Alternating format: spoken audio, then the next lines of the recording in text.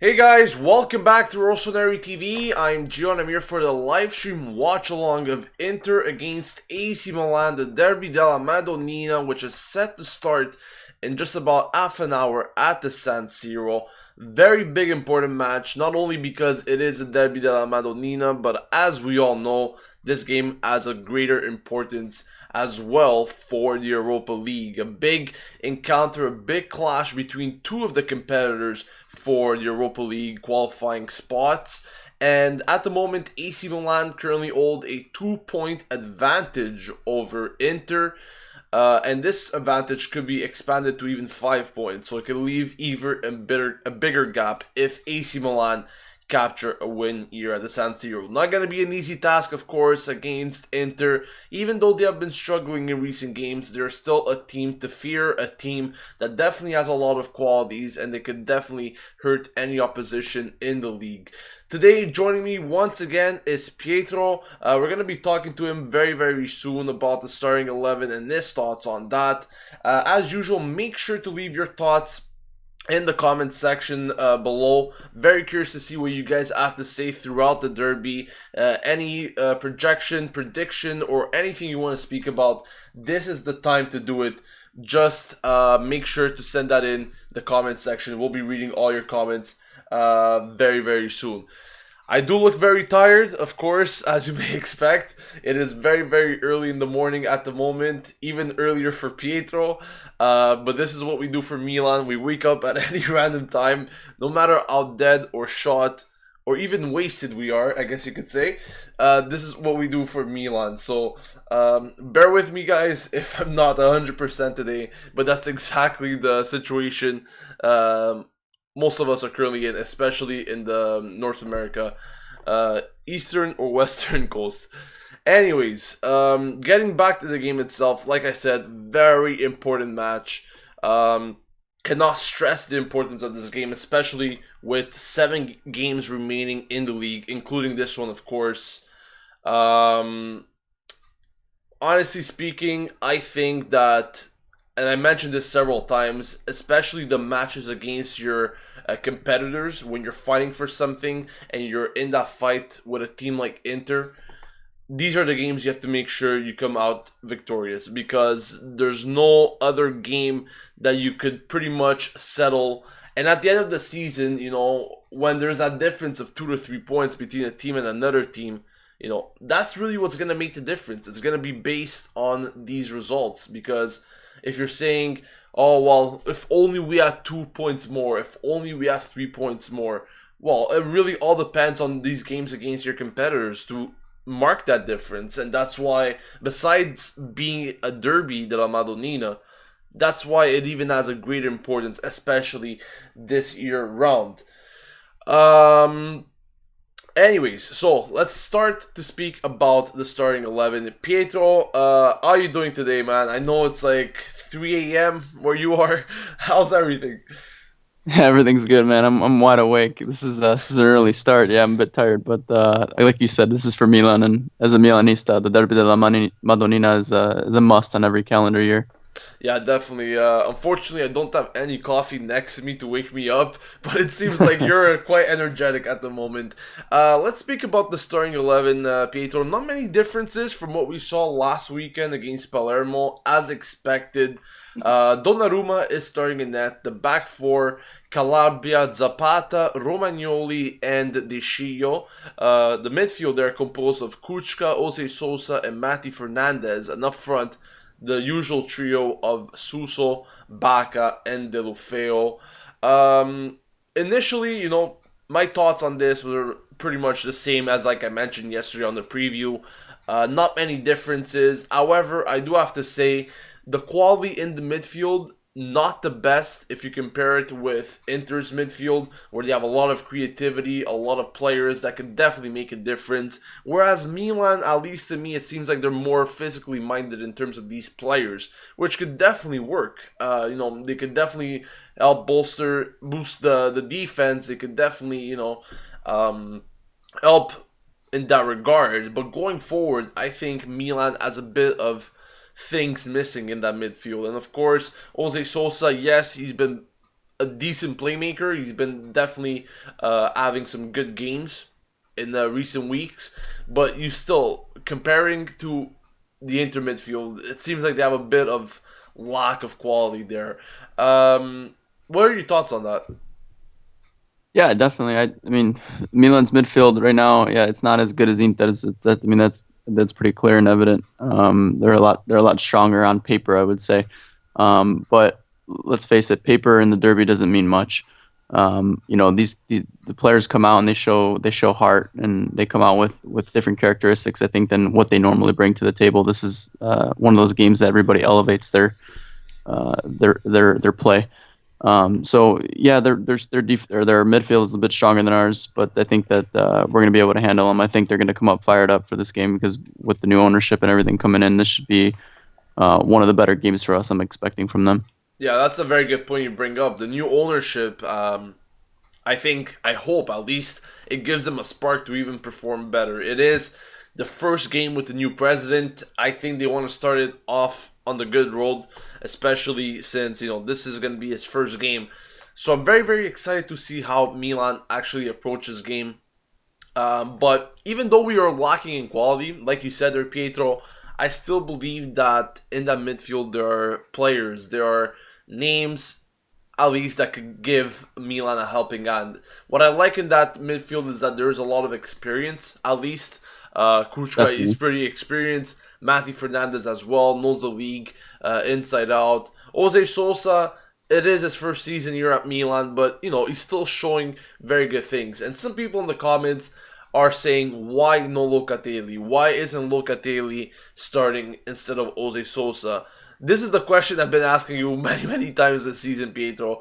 Who do you Yeah. prefer, and what do you think here? Would it be Jose Sosa a better possible starter in this type of game, or do you see Locatelli as a player here to start? Everybody's saying Locatelli he had those first few games where he was on top of the world, and I don't even think he expected what was to come. Then he kind of slowed down a bit, and he went back to the Locatelli that he was expected to be, the kid. So now he's brought back down to earth, and I think that Jose Sosa has been having a few good games this season, and he merits a start. To be honest, do I like Locatelli better than Jose Sosa? Yes, I like his style of play better, but when he's on his game, and to Mm-hmm. be completely honest, I feel like Jose Sosa is the more informed player right now. So I feel like we need the players that are most informed. Regardless of the name on the back of your shirt, it's the name on the front of the shirt that matters, and what you're going to bring to the table that day. Now, it's of course it's a gamble every time he chooses Jose Sosa over Locatelli. I think again Locatelli is the better player, and he's going to develop into that starting position in the years to come. But Mm-hmm. right now, I think Jose Sosa is the smart move, a little bit more experience in a high profile game like this. And if it doesn't work out, well, great, we got Locatelli on the bench, and he's going to come up fired up because it's a derby. Yeah, exactly. Like you said, the experience I think plays a major role in these types of games. Locatelli, he's had a pretty good season, if you ask me, for a guy that many people weren't even expecting to see this year. So, like you said, there these types of games, and let's not forget, Locatelli could even come in the second half, and you could bring in some fresh legs. Could definitely make the difference as well. Just because someone's not starting a particular game doesn't necessarily mean that they are not capable of coming in and changing things around. Very unlikely, maybe, but I still believe that if Locatelli comes in, he can do a decent job. And who knows, maybe he could get even his third goal of the season. That will be definitely something great to see, especially in the Derby della Madonnina.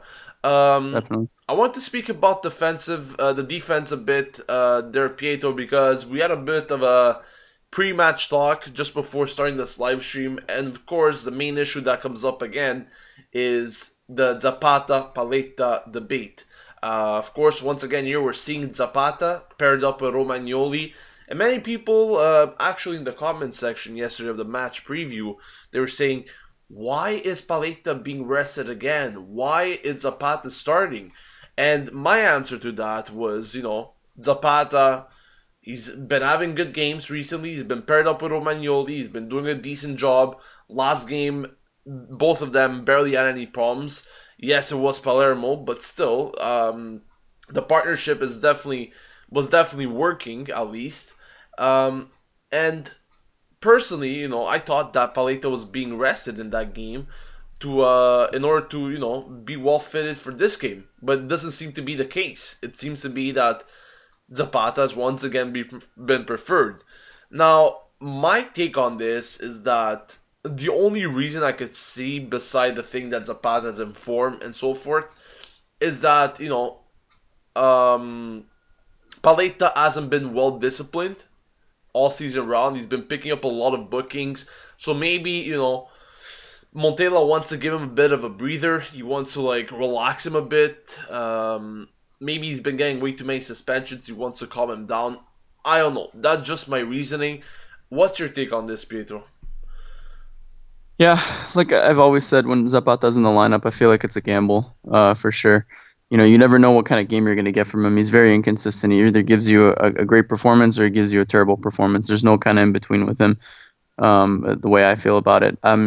As far as why, that's a good question. That's the question. It's a head scratcher. I think we all have the same question in our head. Is we know Paleta's the better defender, but I think that where Montella's coming up with this is who's more in form at the moment. And I think that's where he came up with it, that he feels maybe Paleta's been a bit tense. He made that own goal mistake. He just wants to give him a couple weeks break before he brings him back into play, because he needs to clear his mind a little bit. Maybe he's a little bit too tense, too much pressure. I'm not sure. He's got a lot of experience, so I wouldn't expect that. But I mean, Zapata could be an ideal replacement for him if he has a good game. Him and Romagnoli, when they partner up and they look in sync on the same level, it looks good. But who knows? I mean, it's a gamble. Let's hope that Zapata can come out and have a good game. We need him to have a good game. And if it doesn't work, it would suck to use a sub on a center back. But if need be, Paleta's on the bench.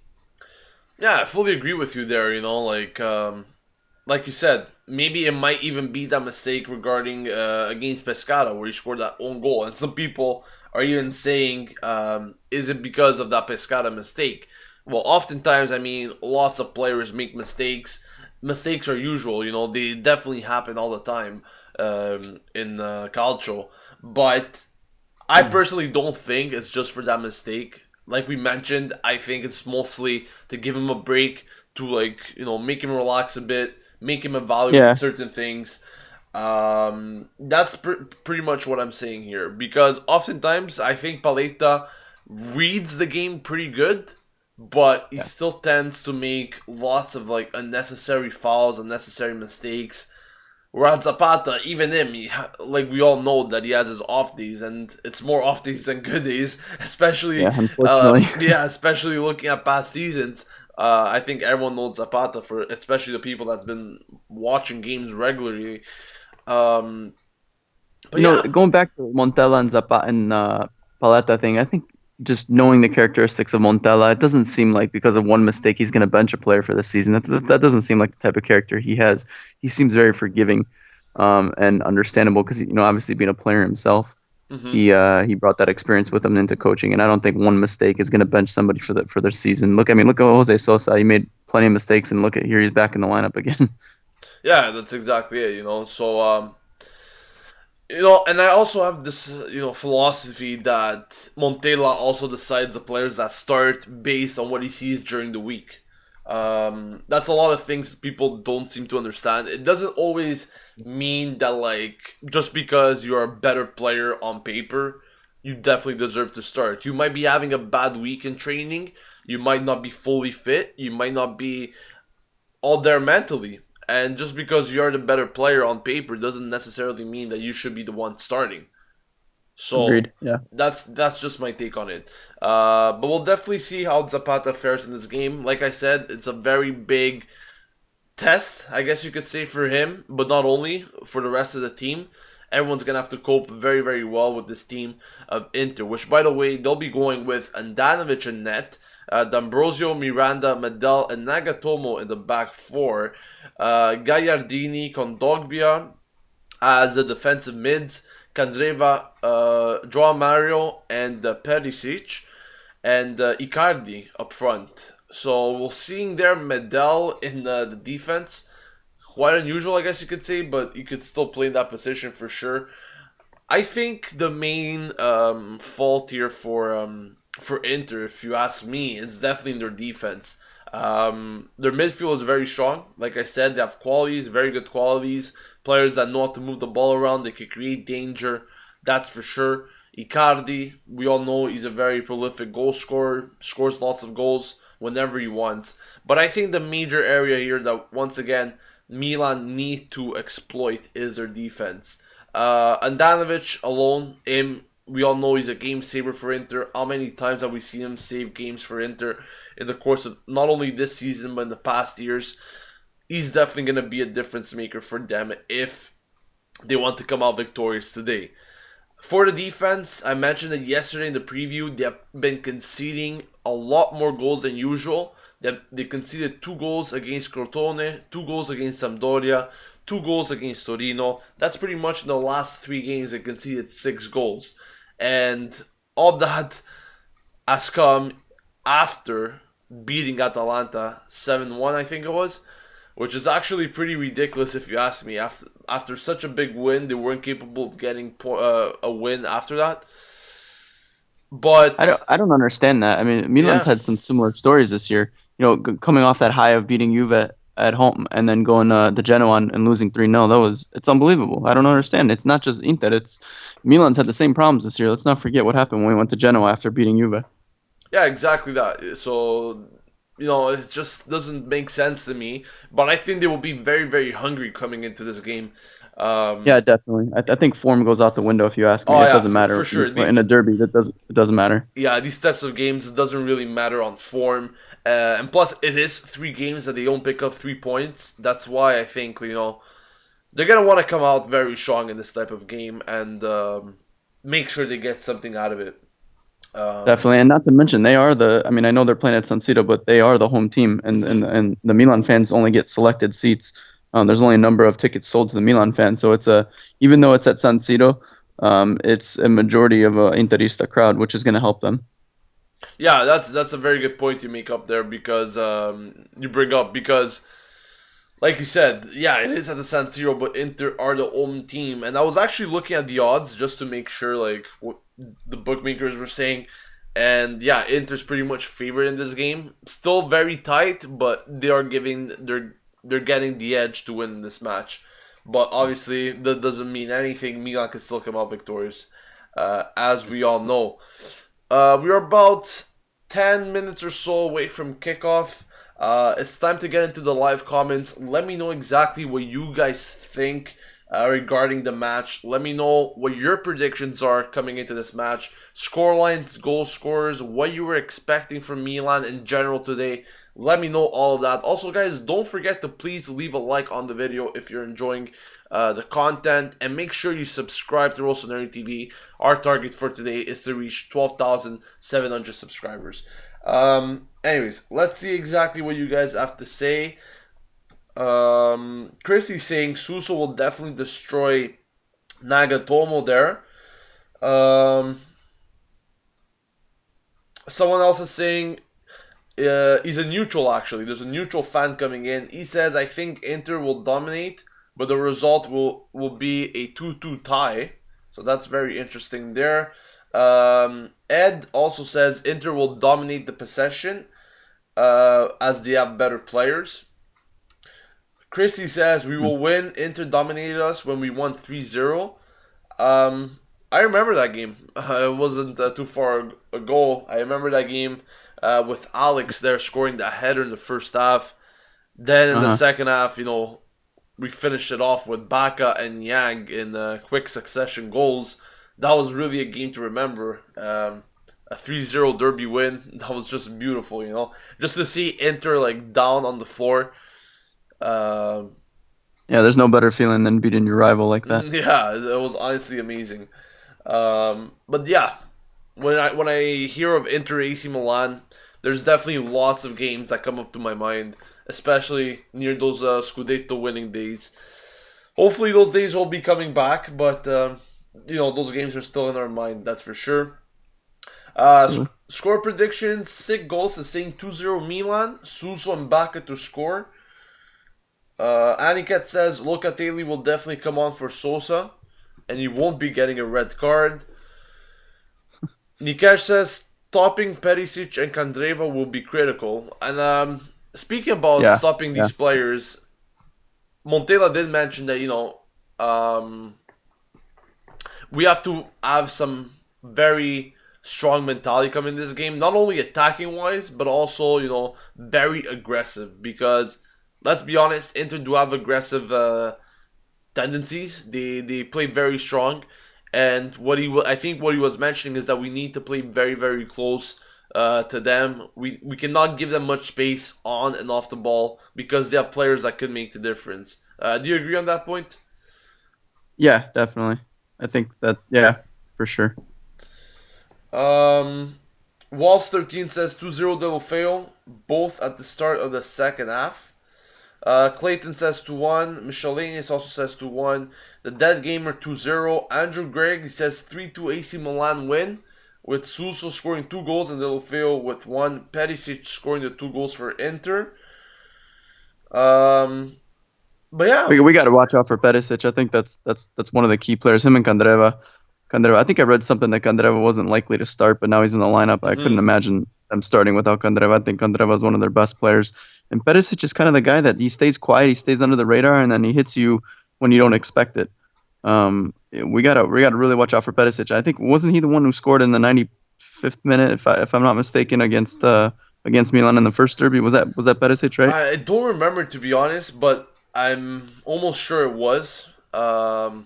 Yeah, and that's another thing we have to be careful for. We cannot afford little letbacks like that, because that we could have been another 2 points up at the moment if you think of it. If it wasn't for the last second goal. Also, another player that we didn't really mention here is Gagliardini, a player that I think Inter has been missing for a few weeks now, and I saw reports saying much of their lack of results in recent weeks has been because they were missing him. I personally don't think that a player makes up a squad, but if he did play a very significant, factor in their wins, then that might be the case. But definitely, a lot of players. Definitely gonna be a problem. I think, like we've always talked about, this team on paper, I think the world, or at least the Italian football world, would be a little bit surprised to see Inter fighting for a Europa League spot after all this money that they spent. And Milan, we barely invested any money.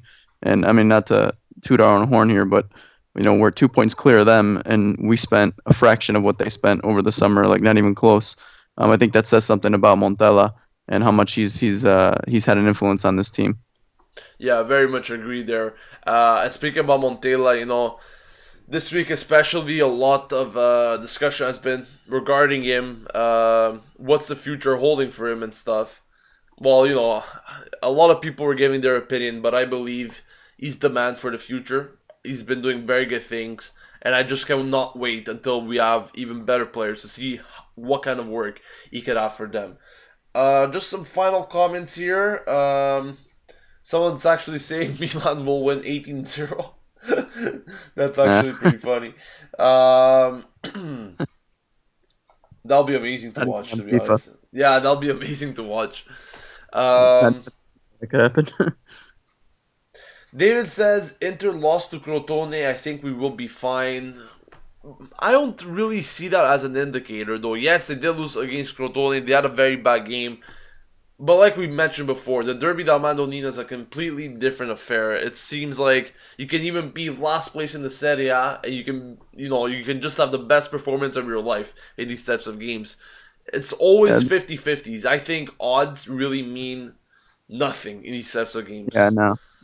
When I don't know, obviously we're not professional players, but what you can see in these players is that when both sides, not just Milan, but even Inter, when you watch these teams on a regular basis, you see a different characteristic, and you think to yourself, if they could bring this kind of level every week in and week out, we would be a Champions League team every year. But then you think, I mean, the amount of energy that they put into this game is not your typical game.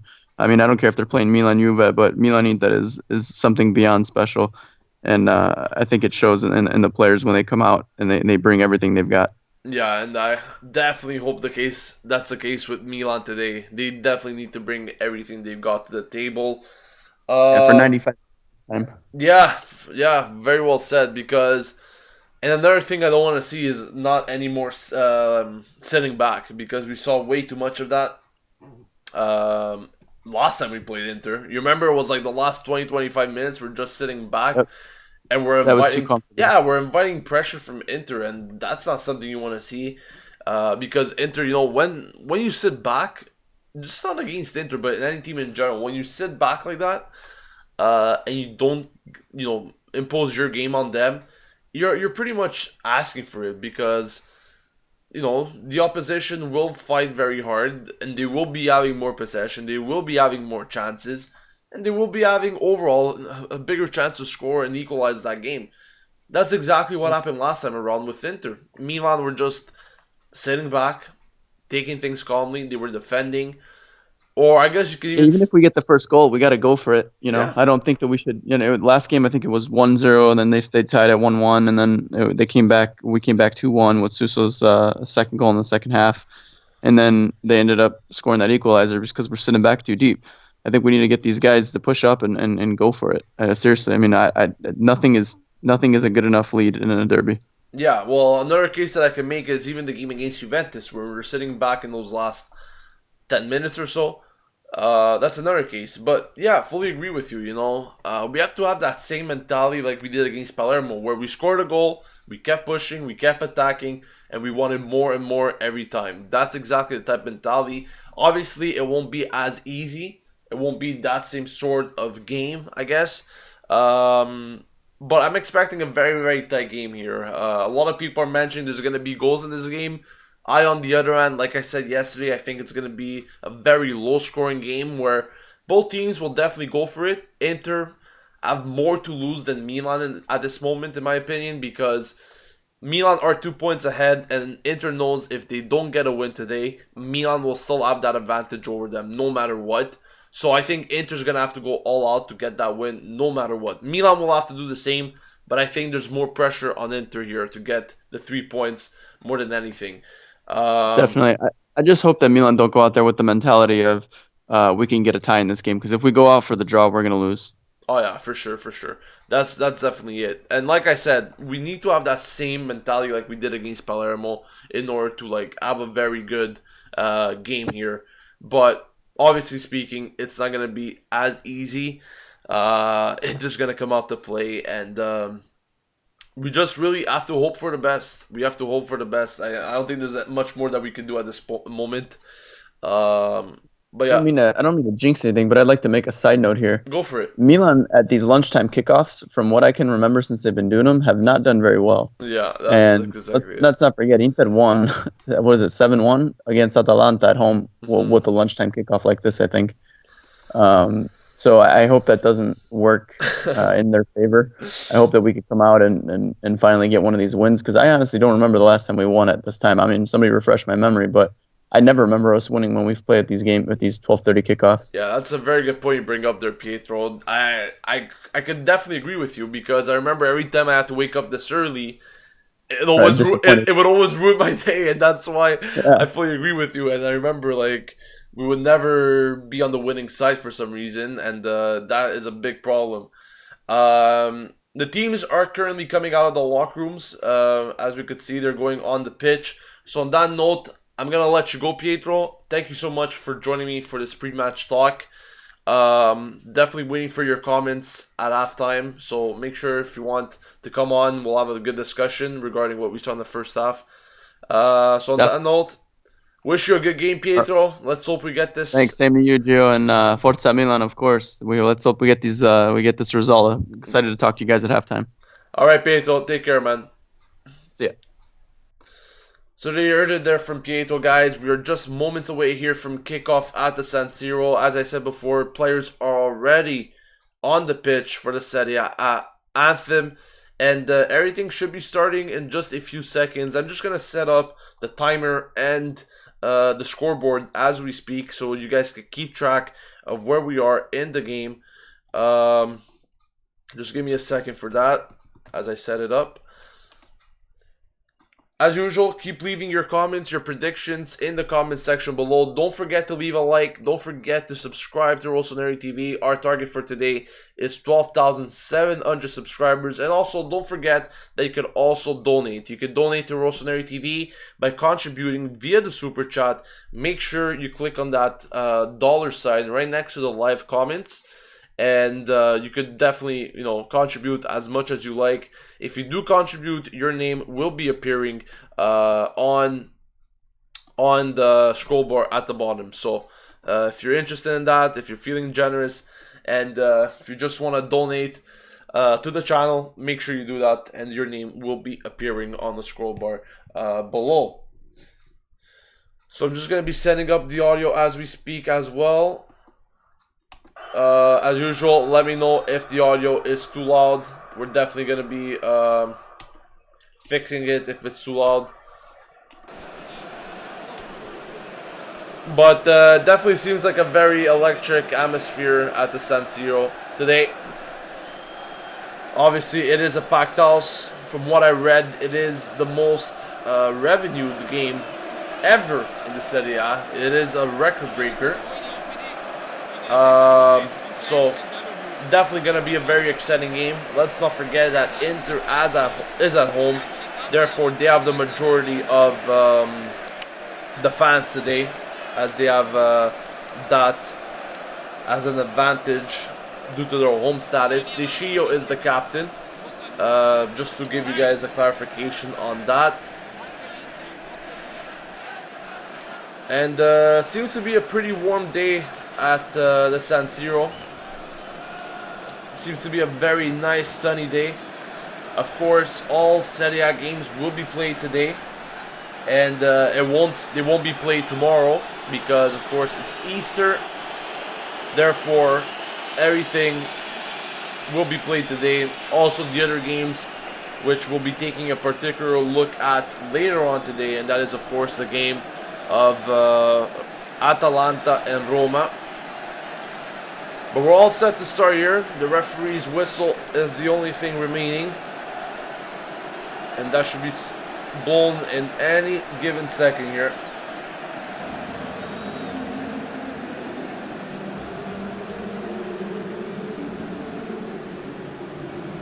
Referee just making sure of some last minute things.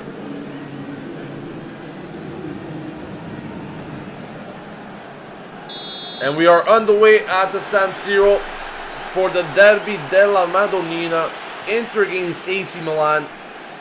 Both know what the objective is, and that is to get a win. Nothing less than that will be accepted by their respective fan bases today. And it's definitely going to be a very big, important match. Electric atmosphere here at the San Siro. And like I said before, feels kind of weird to see this game being played in daylight. Usually we're used to having a more darker setting under the fog lights of the San Siro. But it is a different atmosphere altogether.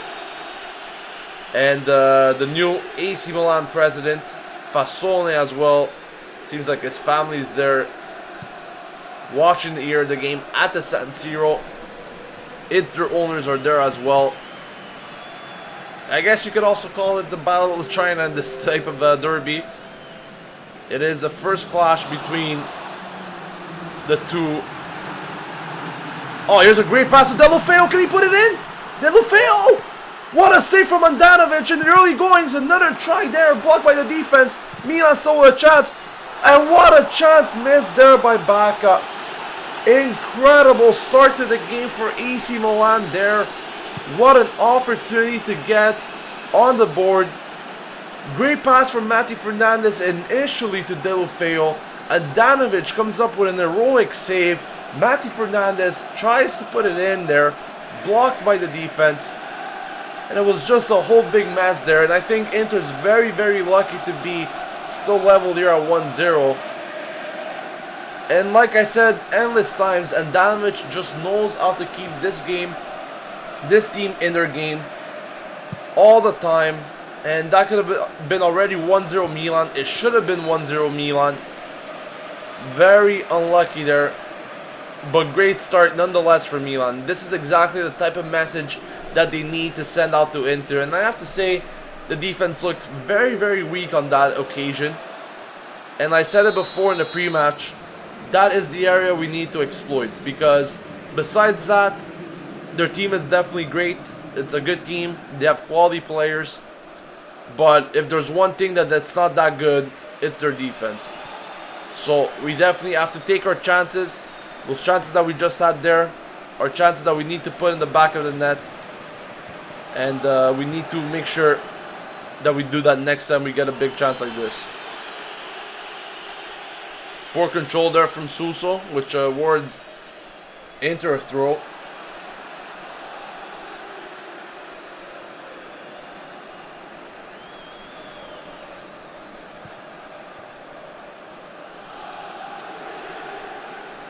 But what a start to the game that was. So many golden opportunities. There was actually like 3 chances Milan had to get that first goal. Inter now with some possession of their own in Milan's half. Still Inter on the wing now. The cross might be coming in. It does, but Calabria does a good job of defending. Still Milan now. Suso kind of loses the ball in his own feet, but still regains possession. Matthew Fernandez. He's going to have to move the ball very, very well today, just like the rest of the team.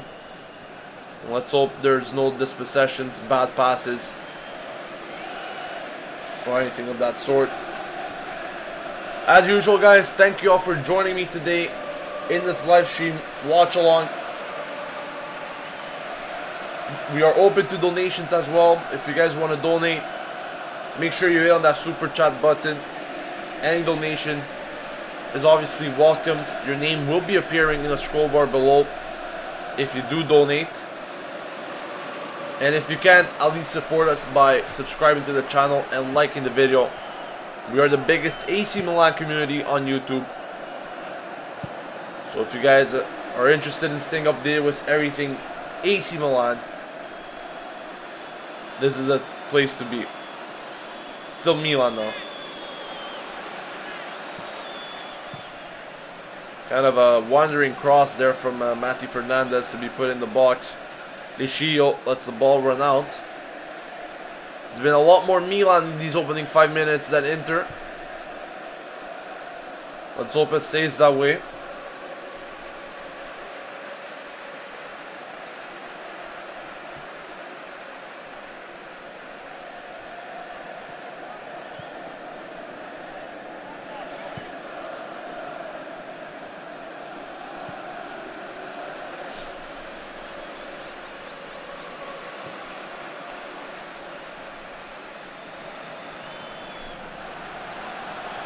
No foul there on Milan, says the referee.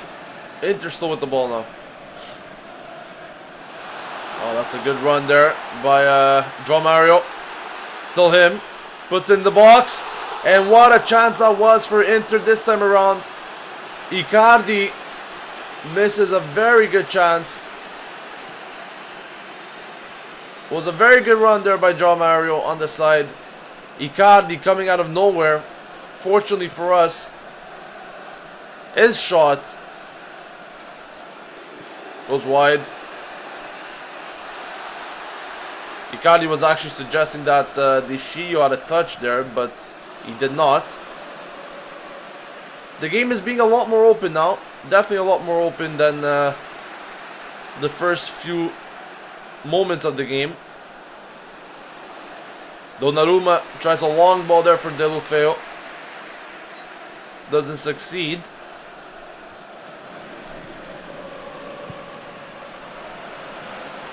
But what I find here is that Inter's having a lot of a much easier time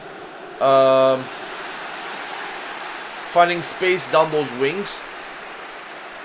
And that's an area that they're looking to exploit here. So we might have to see midfielders maybe dropping a bit more back at times to cover in those spaces, but hopefully Lichio and Calabria will be able to deal with them on both flanks. Here's a corner for Inter at the 7th minute. It's taken. Very well defended there from Milan. And now Milan have a counter-attack. Very good counter-attack here for Milan. Very big opportunity. A pass to Deulofeu. He can't get to it. He cannot. And Danovic was first to it. Good idea there once again from Milan. And, you know, these counterattacks should actually be very productive going forward. A terrible touch there by Gagliardini towards Milan the throw.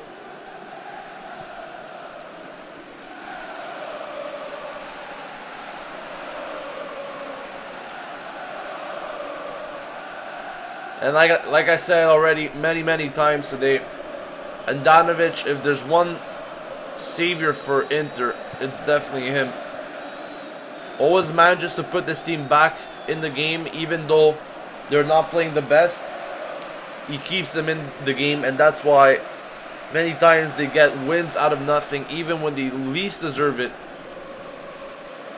thanks to his efforts.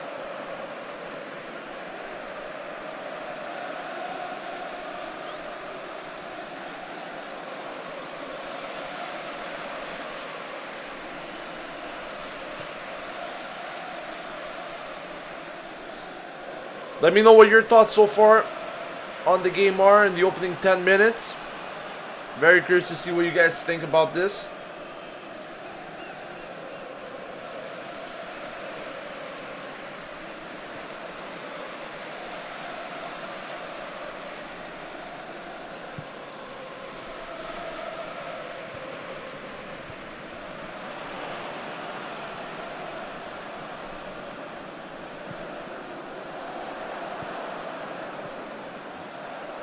Milan now having a bit of sharp possession. Deulofeu was in the mix of 4 people there. He obviously loses possession.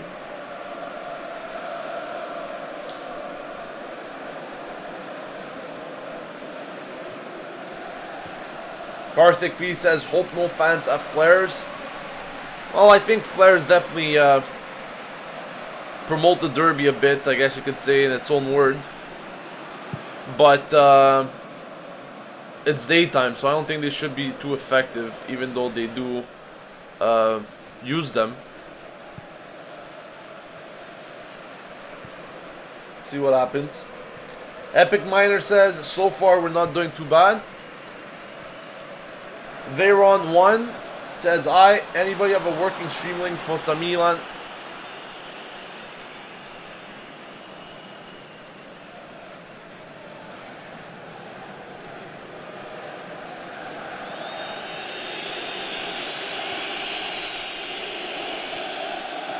You can hear there the Milan crowd, Milan fans a bit in the background. Chi non salta nerazzurro, that's what they're chanting. Beautiful pass there. Unfortunately, too long for Suso. Or Calabria, rather. Who's got himself a pretty neat haircut, I have to say.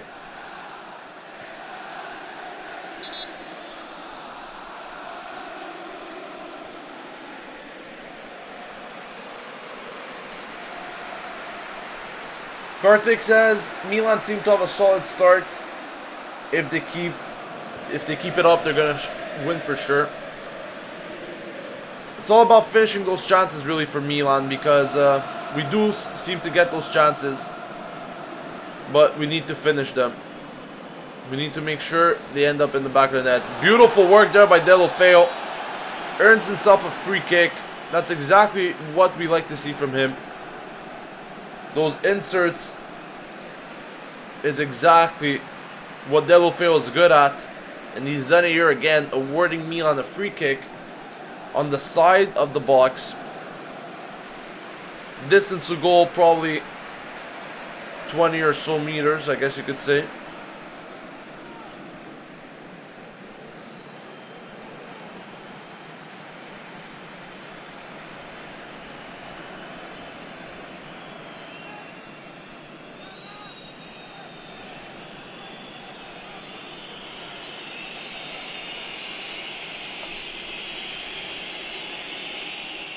Here it is, the free kick for Milan. Let's see what you can make up out of it. It's taken. Short post solution. Nothing doing though. And it was actually a good try there from Jose Sosa. But bad dispossession here for Milan. Inter on the counter. And that's offside, thankfully. You have to be careful with those balls given away. Fortunately for us, Inter was offside on that occasion, but those poor giveaways need to be reduced in this game because we know Inter's a very good counter-attacking team. Cannot afford anything of that, especially this game.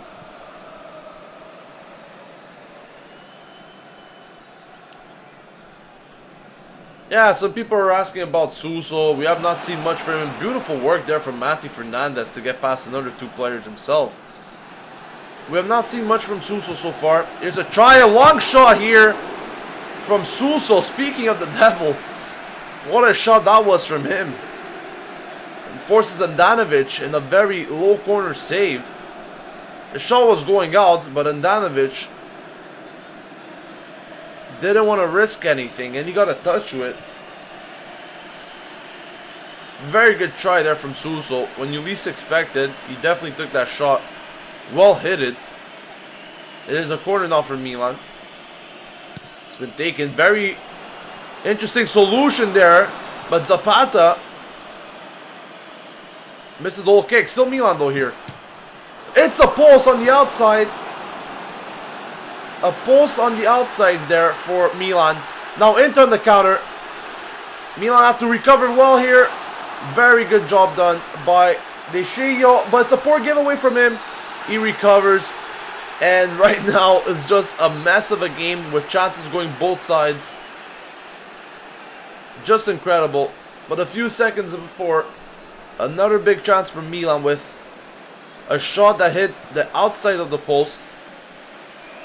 Was a good solution for Milan on the counter on the corner. I think it was Zapata which completely missed a shot there. If I'm not mistaken, it was in.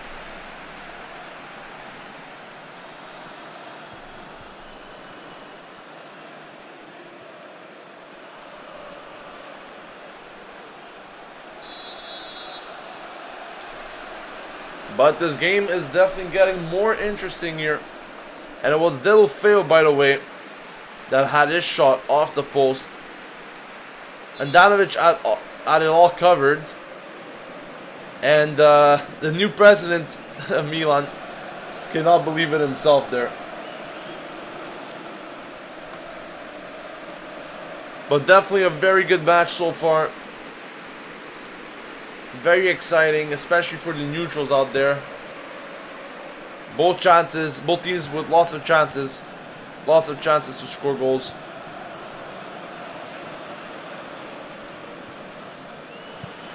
Zapata with no danger. Clears it.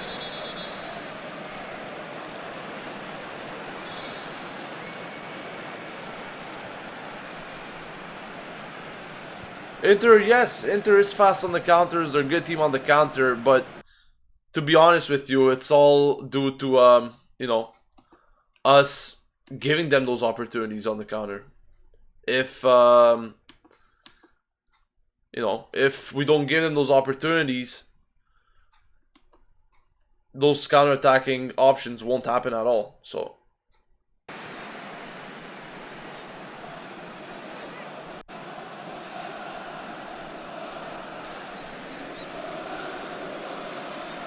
it's a corner here for Inter. Another big opportunity for them. Easy catch for Donnarumma. No danger at all for him.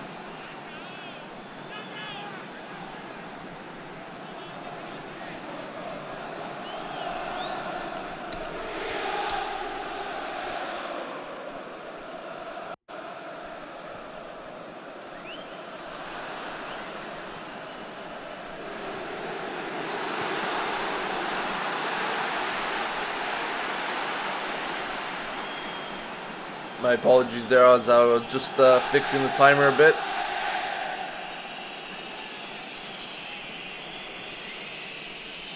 Inter now with the possession. Still Inter with a nice cross. Well defended once again by De Sciglio. Inter having a bit more possession on these last few minutes. Thank you, Jeffrey, for the donation. Very appreciated there. He says 2-0 Milan win for the new owners and the bright future. So thank you for that, Jeffrey.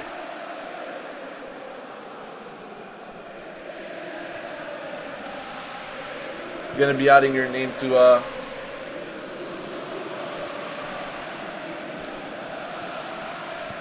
the scroll bar just a second.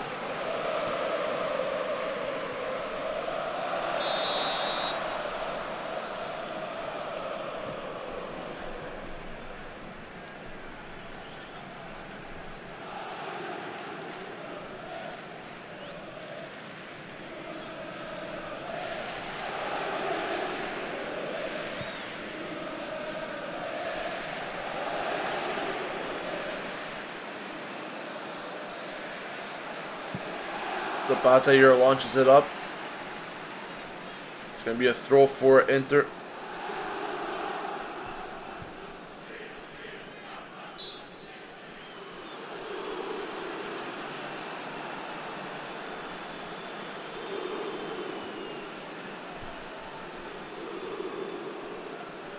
Stubzilla says, I bet at AC Milan to win.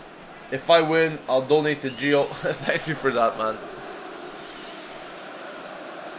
Volka says we really need to buy Delofeo, and I've spoken about this a lot of times. You know, I think Delofeo is definitely a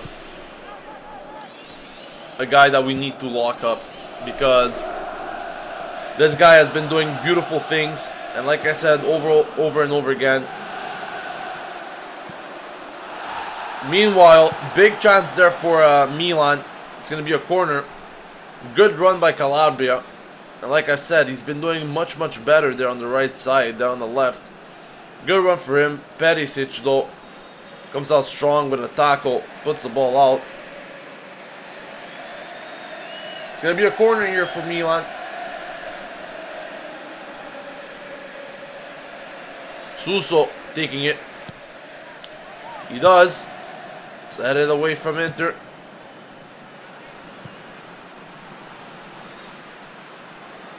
De Gio should have kept it, in my opinion. He should have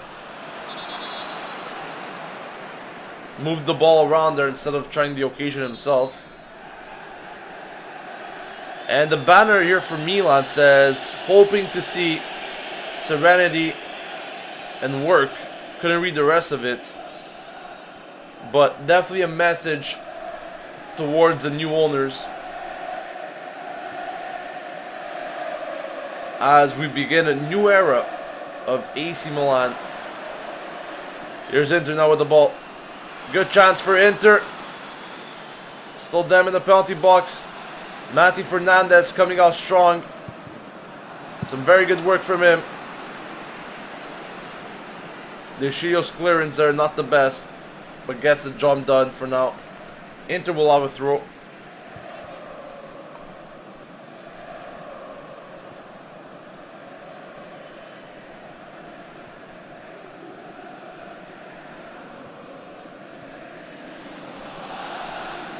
Still Inter. Ball coming in. Well headed there by De Gio. He's been doing a lot of defensive work in this first 20 minutes of the game. Ed says Mati's playing really well. Fully agree with you. I really like his presence in the midfield, also helping out defensively. And that's why, you know, I've said it. The players in that midfield could definitely help out the defense as well in terms of physicality. Maybe not the best playmaking options, but they still have some traits in them to do something. But I definitely appreciate the game that Mati Fernandez is having so far. Of course, he is replacing Pasalic for this game, as Pasalic was booked against Palermo. And for him, unfortunately, that meant missing this game through suspension.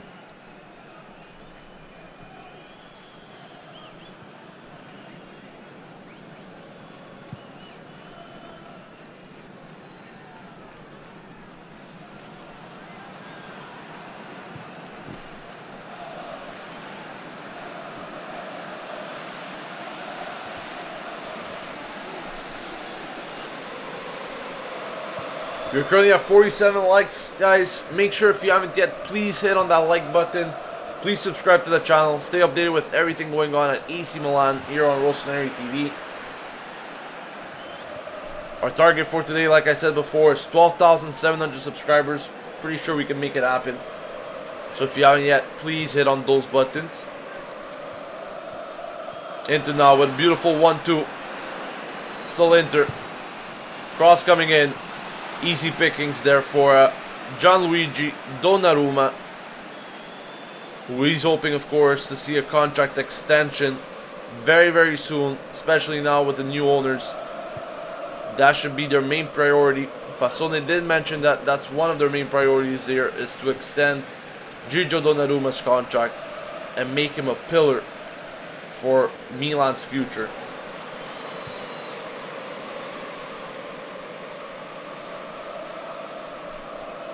Jeffrey says, where did they look like they could score through? Down the flanks, cross into the box is my opinion. That really seems like what Inter is doing at the moment. It seems like the only avenue, the only path that they're having is through those wings, crossing the ball, hoping to see something. Little fail there, trying to get past 3 players. He was complaining that there was a sliding challenge, but maybe he should have opted for a run down those flanks instead of getting into that mess down the middle. Inter now having possession of their own. Well defended there from Milan. Still them with the ball though.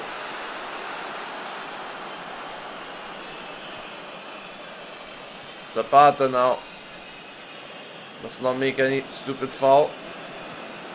He's containing Icardi. It's going to be a throw to Inter. Zapata got his job done for the moment.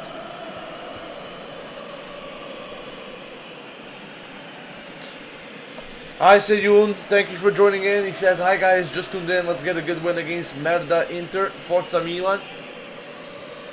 Boban says, Forza, Forza Milano.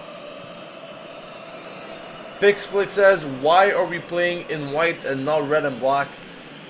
Yeah, that's a good point you make there. Well, I guess because Milan's away, that is the only reason why they're playing in white. But I don't really mind about the colors as long as we get the win, to be honest with you. Poor giveaway there for Milan again. Mati Fernandez though, with a beautiful sliding challenge. Donnarumma is going to keep that in. And that whole mess up was pretty much averted there. Good footwork there once again from Deulofeu. Beautiful work with the feet.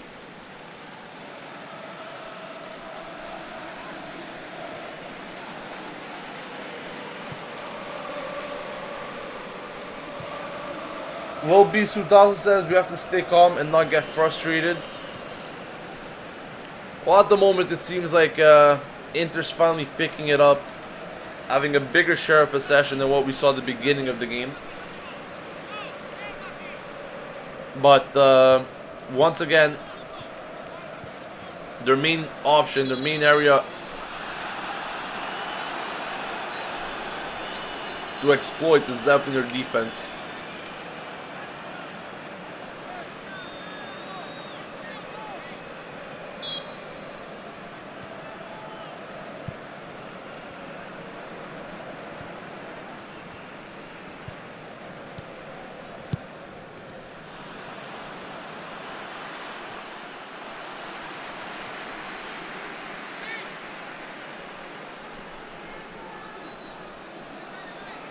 Seyun says, hi Gio's Berlusconi in the stadium. Did they give him some kind of farewell ceremony? I haven't seen any farewell ceremony, to be honest with you, and I don't think Berlusconi's at the game. I know the new owners are at the game with Fasone, but I have not seen Berlusconi. I really don't think he's there.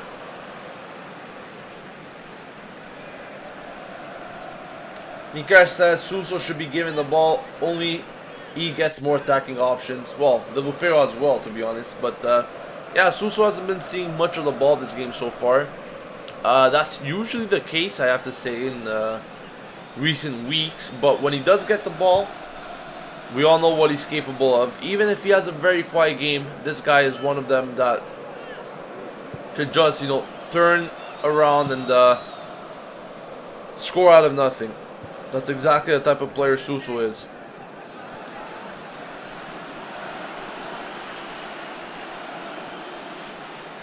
Safori says, unable to watch a match. Which team is dominating for now? Inter was having a big share of the ball in recent minutes, in the past few minutes, but it's a pretty balanced game, I have to say. There's not one team that's really dominating the other, if you ask me. Both teams are gaining the ball, losing it, and so forth. Very good dispossession there from Deulofeu. It's a real battle here between most players. Inter regain possession.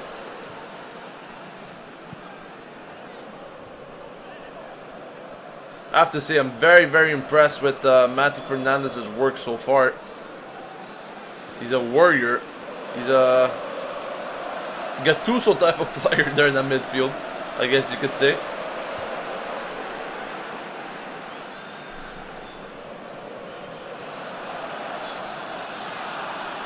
It's a free kick here for Milan, as Suso gets fouled at the 29th minute.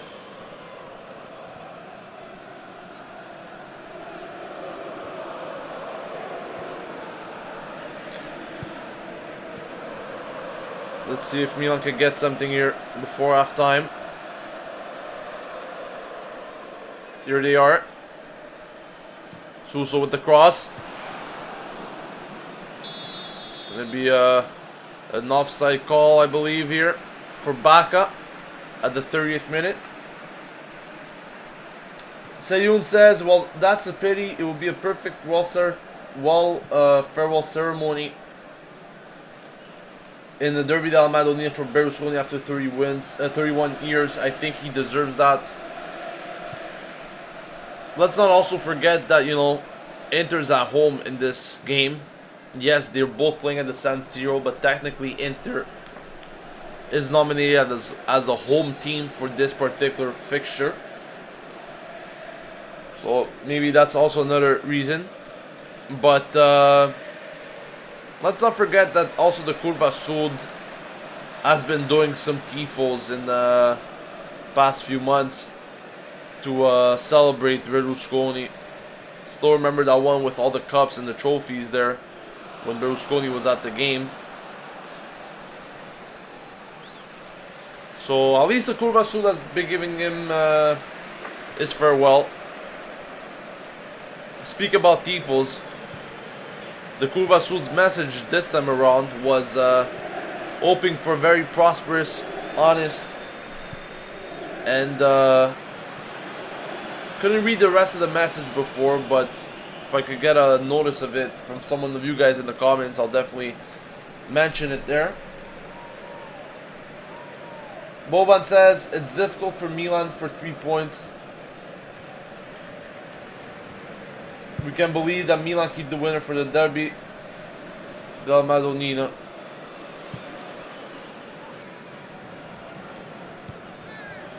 Karthik says Milan are on the back foot. They need to pull out of something and they can effectively park the bus.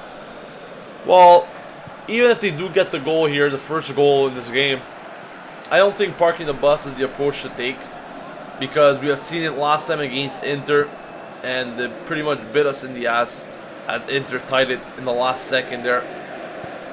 So I don't think that's the approach to take. Maybe a more defensive approach if we do get in the lead, but poor clearance there from Deschillo. This is much better from him now. Very good interception there from Jose Sosa. Jose Sosa now. Still Jose Sosa. What can he do? Tries to chip it over Andanovic. Could have had a much better solution if he gave it to Bacca there as he was making the run. Not quite sure what he was thinking there. But the second option was definitely not the better of them. Dante Chavez says, great channel. Milan is my club in Italy. Thank you so much, Dante, for tuning in.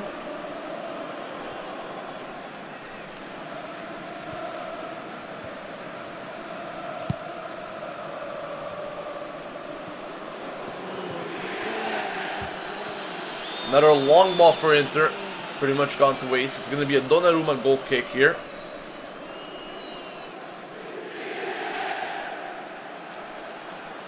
Renji says, how did Sosa find all that space? Yeah, that's a very good question. And like I said, the defense of Inter, that's what we need to exploit. They really leave a lot of open space. Personally, I'm not quite sure what Ozzy Sosa was doing in that place in the first reason. But here's the Deulofeu. A good run from him. Deulofeu. Andanovic once again comes out strong. Still Milan. Penalty appeals though. But Kuchka gets a booking for diving instead. I don't really see what kind of diving was in that.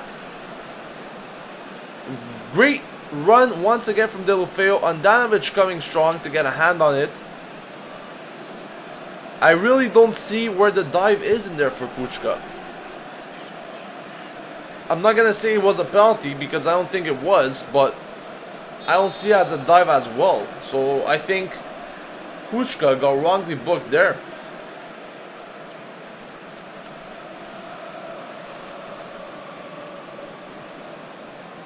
I can definitely see some contact in that Kuchka thing. Like I said, not good enough for a penalty, but I wouldn't really call that a dive. It's not like he exaggerated the dive to say, here, give me a penalty shot at all costs.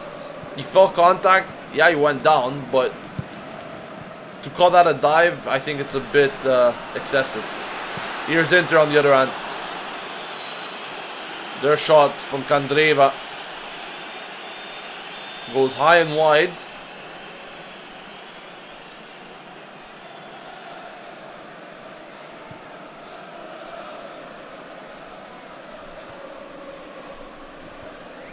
Sika saying your stream is having a delay. How many times do I have to mention on the channel? YouTube is the delay. It's not me.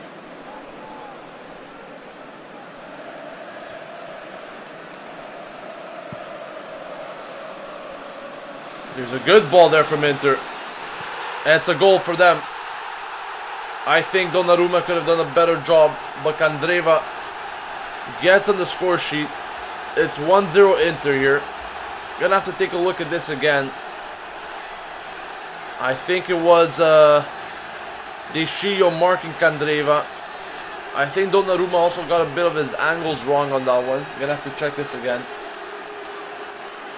Definitely gonna have to look at the replay. I was reading the comments, but let's see this again. A long ball given to Candreva, and De Sciglio needed to do better there. He was just ball watching. He needed to put that foot in before him, that's for sure. Donnarumma could have done a bit better as well. Like I said, he was in a bad angle. He was a bit out of his net. But it's 1-0 Inter here. And not the result we wanted to see before halftime, that's for sure.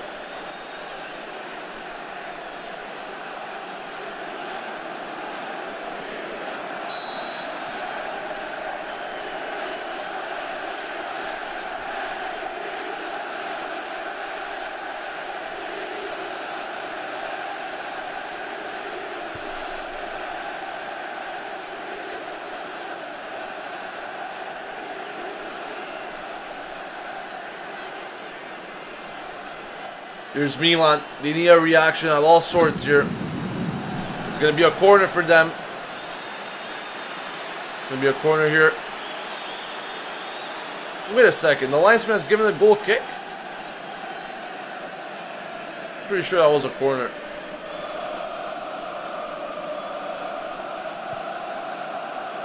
Well, not the result Milan wanted here before halftime, like I said.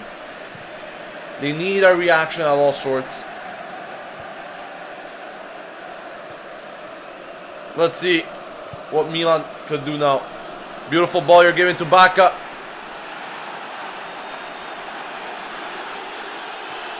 Bacca goes down complaining to the linesman that there should have been a penalty.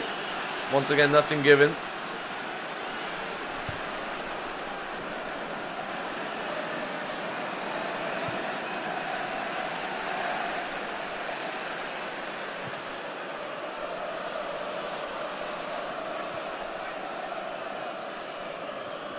We'll definitely be talking a lot about the goal and much more at halftime. Still Milan here. That's a poor pass to give. But Milan regained possession. And I think they really have to give it their all in these last 5-7 minutes of the first half. To try and get an equalizer, try to get something. Just to bring this game back to equal levels. Going back to that challenge on back, I don't think there was enough to give Milan a penalty.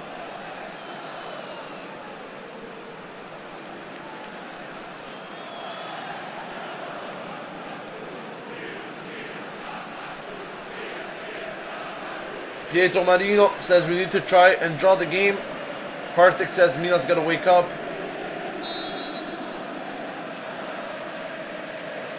Here's a free kick for Milan from a very big distance. Zapata heads it.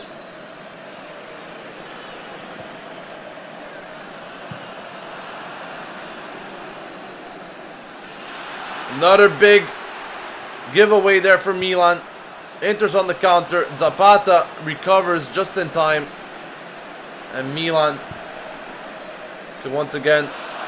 And that's a very bad mistake there from De Sciglio. No, it wasn't De Sciglio, it was actually Jose Sosa, I believe. It could have been almost 2-0 there for Inter after a poor giveaway. And I say it over and over again, it's way too many giveaways now for Milan. Way too many. Jose Sosa, so weak on that ball there. I don't know what he was waiting for. And that was almost 2-0 there for Inter. Cannot make these sort of mistakes in a Derby della Madonnina.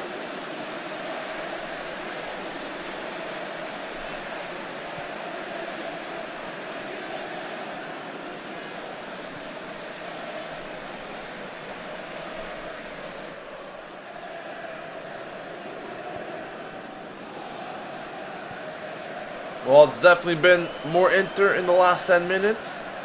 Still 1-0 for them. 5 minutes to go until halftime.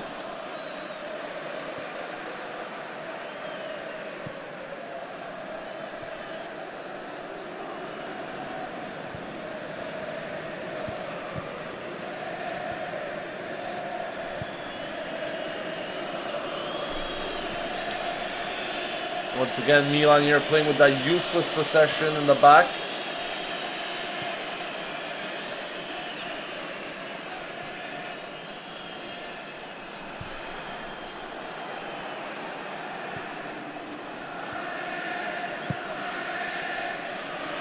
Double fail.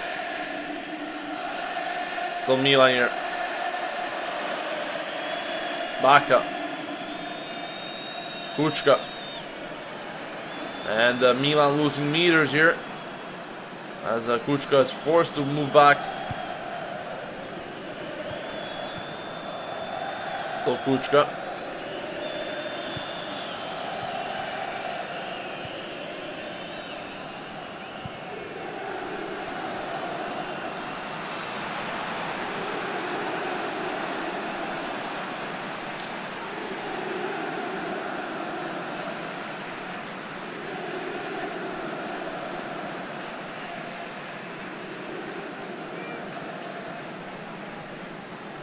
Jeffrey says, good first 20 minutes, bad last 20 minutes. When the hell will we ever become consistently playing good?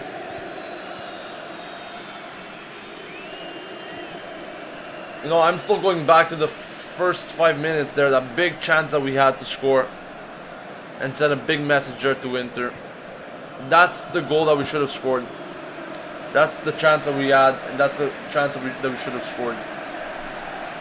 Fortunately, it didn't come in, but you know, these are the chances you need to finish in these types of games because you're not going to get many chances. And those ones that you get, you better make sure they go in the back of the net.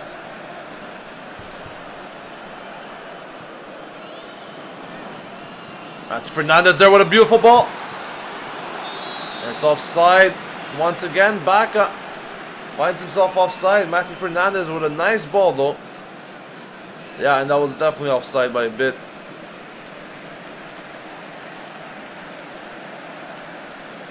We need to test Andanovic more though. I find that we are not testing him that much so far.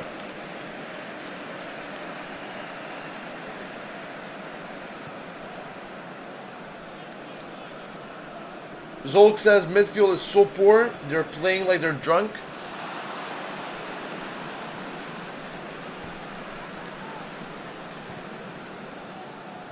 Yeah, honestly I think Baka is one of the players that's most offside in the league.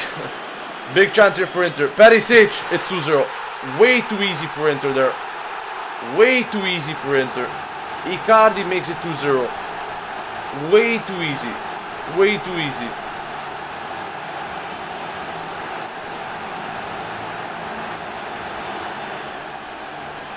I cannot believe the shambolic defensive skill there from Milan.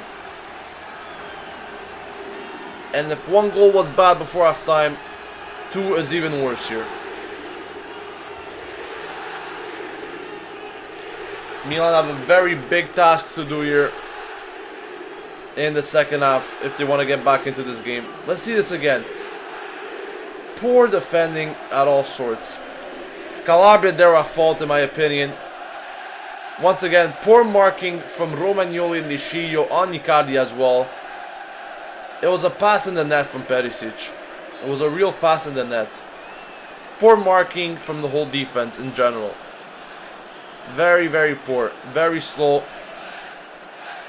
And really unable to read the game there.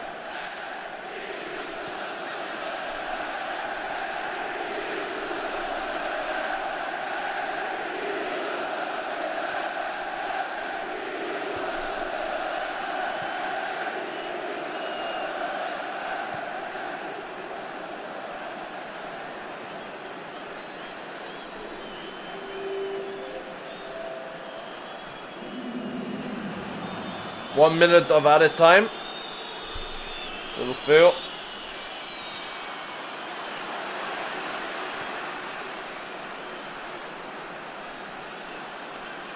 Romagnoli, that's very poor defensive again from Romagnoli here.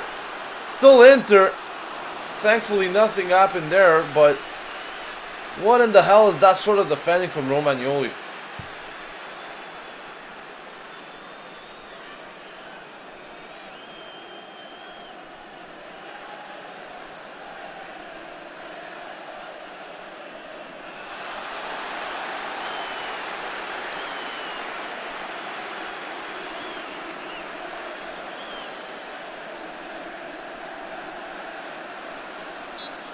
That's the end of the first half. Horrible, horrible, horrible first half for Milan. A good 5-10 minutes, but besides that, everything else has been really, really poor.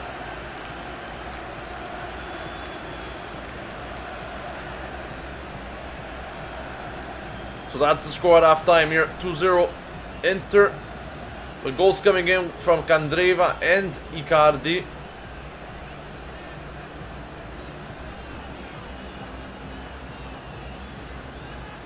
Not quite sure what Icardi's complaining for with the referee here.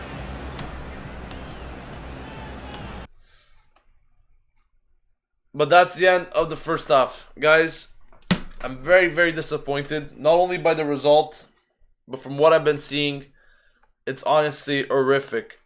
We are getting some calls already. Roberto's on the line. Let's see what he has to say. Yeah, hi Roberto. How you doing, man? I'm good. What did you make of that first half? It seemed like Milan could have got off to a very good start there in the opening few minutes with those chances, and then everything pretty much went to shit. What are your thoughts? Yeah, if Milan had have taken the lead in the first 5 minutes, there would have been a completely different game. But instead, Inter Milan took the lead. I think the first goal, I think Donnarumma could have saved it. Yeah. I think he could have done a bit better, and the second goal, really poor defensive play, very poor defensive play, and I think it deserves to be 1-1 at the break. Mm-hmm. Yeah, I completely agree with you. The defensive play, I mean, the first goal, the Shio could have done a bit better, but I can't really fully blame him. But what sort of defending was that on the second goal? Just incredible. And even at the end after that with Romagnoli, poor defending, poor marking. In general, the whole second goal was just poor marking altogether. Starting from Calabria to Romagnoli, De Chillo, just horrendous. Yeah, I know. I mean, you just can't do that in a big game like that. And also, I've been surprised by the referee. The referee's been quite decent, and usually for AC Milan, the referees are really they're really bad. But I think the referee's been quite good this game. Yeah, no, not bad. No, I could definitely agree with that. He's been having a decent game. Few calls there for Milan, I guess you could say. I don't know if that was a diving call on Kushka, to be honest. I wouldn't give anything. I would just let them play on instead of calling a dive on Kuchka. But yeah, definitely not a penalty shot there. Baka was also complaining for one. Definitely not a penalty shot there as well. Milan needs to do more. They need to do more. It's just not been good enough at all. I know. I think if they want to get back into the game, I think they're going to have to go more attacking. Mm-hmm. Even though they are quite attacking now. I've just got one question. Did Controversies get a yellow card for shirt off? Oh, definitely. He definitely got a booking for that. I didn't see a referee giving it, but yeah, definitely. Yeah, I don't know why footballers do that. Yeah, personally, I don't know. Maybe just because it's a derby, it wasn't important for him. But let's be honest, he's on a booking now, and he needs to be careful. So they'll be pretty stupid on this part if he gets sent off in the second half for whatever reason. Any more comments there, Roberto? No. All right, thank you for calling in, man. Okay, bye. Bye. We are getting a few more calls, guys. If you guys want to give your take on this game so far, make sure to add us on Skype. Rossoneri TV is the username. I'm gonna go on to Jeffrey now. I know he wants to have his say on that first half, as he was calling me. So, Hello. hi Jeffrey, can you hear me? Yeah, I can hear you.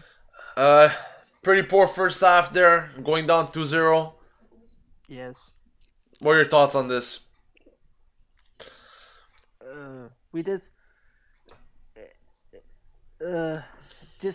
very poor. We just converted back to our form back into February where we couldn't, string two passes together. Mm-hmm. Talking about those goals in specific, the first goal, I mean, I think Donnarumma was a bit out of place. Could have been better positioned, I guess. The second goal, though, that was just horrendous. Yes. What did you make of the defense so far in this game? I mean, there were times in which we were pretty aware of what was happening. We were, pretty comfortable with everything. And then there were other times where, wow, just one of the worst defenses I've seen in the recent weeks. We just don't have someone there communicating. It looks like they're all over the place. It looks like I could pick three of my friends, and we could have a better defense than Milan has right now. Yeah. I mean, you have people, trying to say it's offsides, and clearly, because you're one person's 5 yards behind the other people and keeping this guy on sides, and yeah, I don't know, it's ridiculous. Yeah, even going forward, we saw some very good chances at the beginning there. Like I said, these chances, you're not gonna get many of them in these sorts of games. Those are the ones you need to put to bed. We did not. But besides that chance, I cannot really recall any threatening chance that we had afterwards. Really cannot wrap my head around that. But what do you think is the solution going into the second half, Jeffrey? I don't know. It's hard to say whether we fix our defense or do we put more effort into our attack. Mm-hmm. And I think right now you're splitting hairs, and I want to say fix our defense because if we let in another goal, it's over. We can't come back from 3-0. Mm-hmm. 2-2, we have a chance. We've seen us, score goals in a bunch at late, but scoring 4 if they in 45 minutes, I don't see that happening. So Yeah. I would say fix the defense first, and then fix the offense after we get 1 or 2 goals. Yeah, that's some very good points you mentioned there. I think just the communication in general needs to be better. I don't see it happening, to be honest. I don't see a leader really on the pitch today. But yeah, let's definitely hope that things do change for the better in that second half. That's all we could really do at the moment. All right, Jeffrey, thank you for calling in, man. All right, you have a good day now. Same to you. I'm gonna go on and get into a call with Pietro. I know he was trying to call me before. I know he wants to share his thoughts. Marco Wang says, Baka wasting chances in the front, Sosa giving away balls in the midfield. Definitely sub these two off first. Pietro, oh man, what did you make of that first half there? Disgusted. I mean, why do I wake up at 3 o'clock in the morning? And you know what? You even said it before the game. You even said it.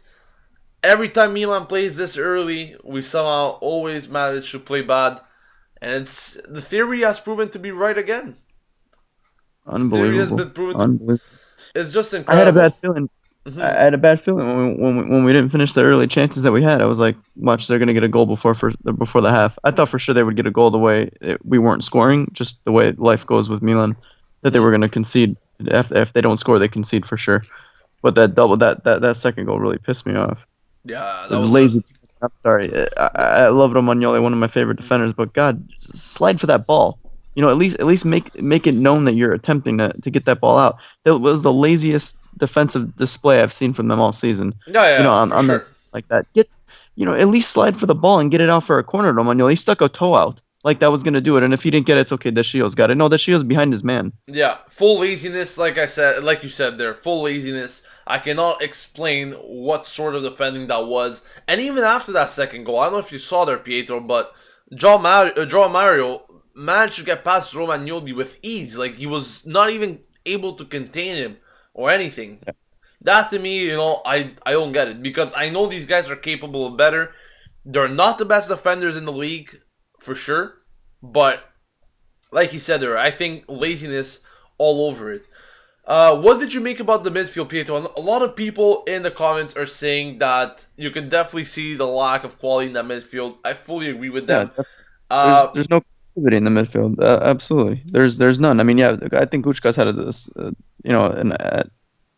average display, but I mean, he's won a couple of the balls and been playing his role and been scrappy. I think you always need a player like him in the midfield to be scrappy, but you don't need 3 of those players. Yeah, I mean, I like Mati Fernandez, to be honest. I like what he's shown. He did do some very good tackles. He's had a couple good moments. He's had a good moments, and I like his fighting attitude in these sorts of games. Like I said before, I was a bit comparing him to Gattuso. Obviously, not the same quality of player, but his fighting ethic. That's what I was referring to.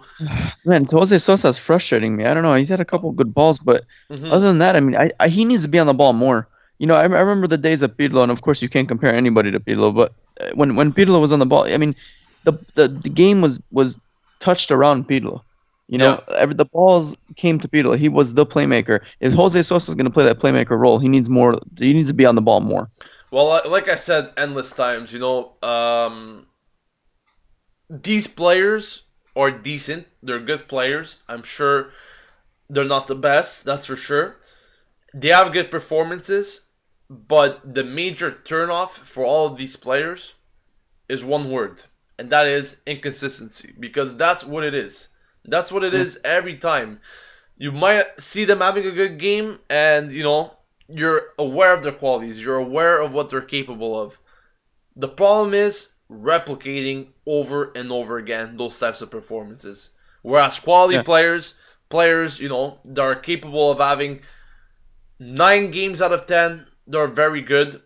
It's very rare to see that at Milan. The only guys I could see that, honestly, is Delofeo and Donnarumma. Those are the only guys that I could pretty Yeah. much give that title to. Yeah. Besides that, Yeah. it's really 50-50 performances every time we go into these games. From Yeah, anyone. you're right. You don't know what to expect from this Milan. They're very inconsistent. They could tie Pescara and then go beat Juve. You're like, what? What? I don't understand this team. And you know what? It's like the same case for years and years now, but until we have that Oh, quality, nothing's really gonna change much. yeah, definitely. It's a frustrating year to say the least. You get these highs and lows, and so many of these highs and lows right when they make you believe that Yeah. they're gonna push for Europa League. Now we're out of the Europa League again. What the hell? Do you still think we have a chance in the second half to get something, or you think it's pretty much Yeah, over? I do, but not. I mean, yeah, it just depends what team shows up. If we show up like the first half, we're not gonna get anywhere. I think what Jeffrey said was pretty accurate. They get another goal, this game's done, dusted. I mean, it just sucks because I expect nothing less than a win today, and now I'm just very disappointed because the best we can honestly, realistically expect is a tie. But I mean, that's even a stretch right now the way they're playing. I'm not saying that we can't win the game, but the chances of us winning are slim to none now. We should have put this is a game we needed to win. Get 5 points clear of them. Even if we mess another game up in the future, we beat Inter. We've got the head-to-head advantage, Yeah. and we would have been 5 points clear. This pisses me off that we're now behind them again in the standings, and they've got us on head-to-head. Yeah, So, very, very true. That very, yeah, very true. okay, sure. That's a very good Okay. point to make there. And to me, the major problem today is pretty much attitude. There's no attitude going in for Milan. Montella was saying we need to be aggressive. We need to have a very aggressive look, but I really don't see this aggressiveness. Honestly speaking, where is the attitude? Where's the grinta? It's Well, missing. I see something nice right now on my TV screen, and that's Lapadula lacing up. So I hope that means he's going to come on because you know what? That's exactly the type of player that needs to be in this game. Mhm. Forget about the quality. I mean, it's going to be the heart that's going to get us back in this game. And if he comes on, he brings a different dynamic to the pitch. I definitely agree. And once again, Baka with a freaking man. Unbelievable in the first couple seconds. Unreal. I don't know what happened to this guy. It's so frustrating. This guy last year, you give him half a chance like that, he was going to bury it. He was the most lethal striker in Europe. He had one of the most accurate completion rates out of any striker in Europe. And this year, he can't hit the target from inside the 6. It's honestly incredible. Like I was saying, Baka, yes, he gets the goals. I was saying he got many chances against Palermo. He's not gonna get many chances here against Inter. He got his chance. He might have another one if Lapadula comes on later on. But man, what's happening to this guy's finishing? Absolutely horrendous. Honestly, he gets goals, but man, his finishing should be a lot better than that, and that's why he's destined to leave the team this summer. That's why. That's exactly it. Yeah, he's not going to get another chance like that. I mean, we're going to talk about the summer transfer window later, but I'm over it. We need to change. Yeah, Different style. let's hope so. Let's definitely hope so. It seems like the players are coming out of the locker rooms there, and the second half should get on the way. If I'm not mistaken, Antonelli is coming Good. on. Yeah, Antonelli's coming on. I see him in the uniform already, so that's going to be a substitution made for Milan.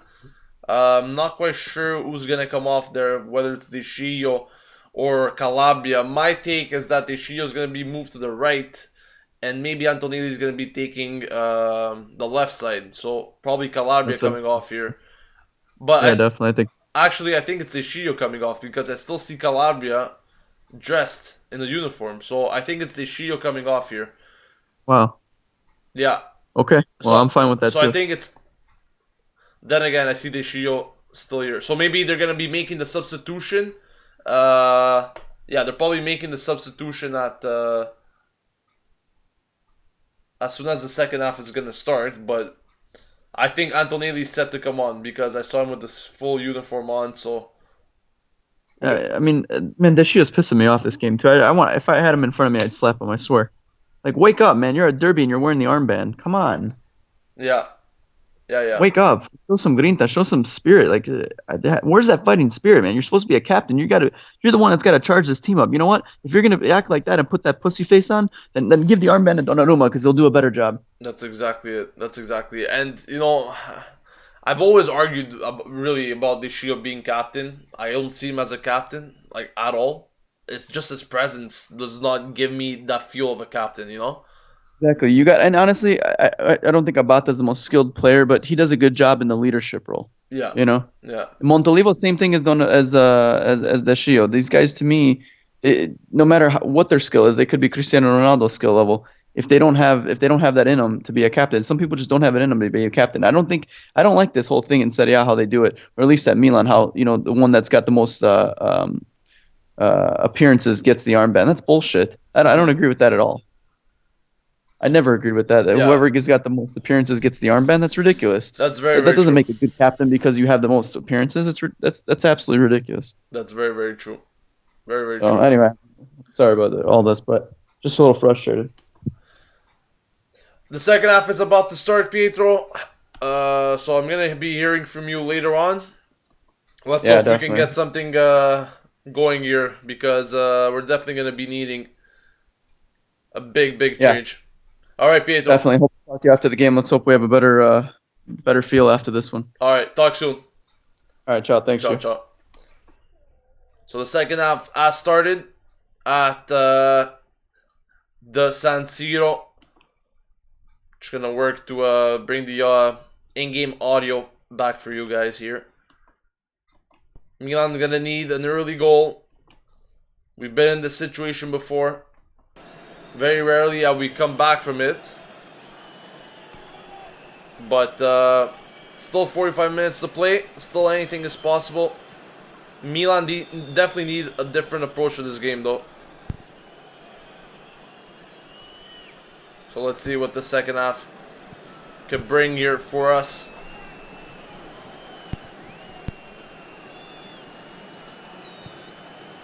There's a ball there from Zapata right to the hands of Andanovic.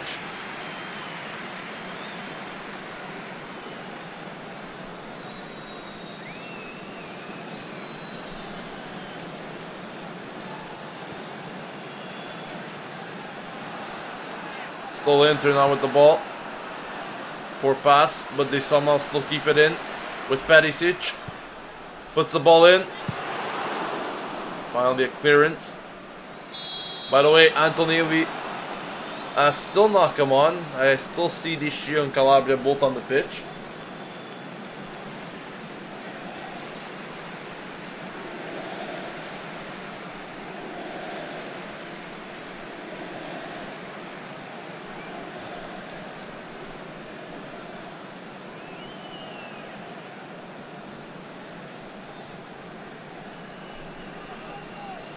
Thank you guys once again for all tuning in today. Don't forget to leave a like, subscribe to Rossoneri TV. Our target is 12,700 subscribers for today, so if you haven't yet subscribed, please make sure to do that and support our channel. We keep you guys updated with everything going on at AC Milan. If you guys also want to hear about the ownership takeover and all of that stuff, we did make a video on it a few days ago. So maybe after the game, if you guys are interested in that, you guys can definitely check that out. Lots of questions answered. Lots of topics discussed.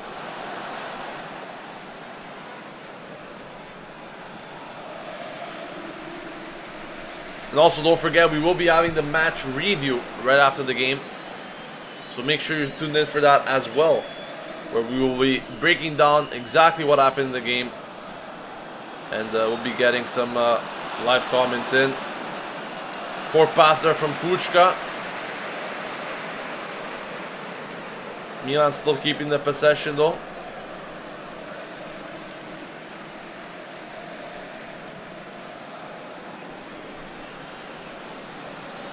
Zapata. Calabria now. Suso. Suso to Calabria. Calabria puts in the cross. Tries to find Bacca there, but he couldn't. Suso now. Wonder cross there from him. Right to the hands of Andanovic. Was searching for Deulofeu to make the run. He did not. And Andanovic is going to calm everything down now.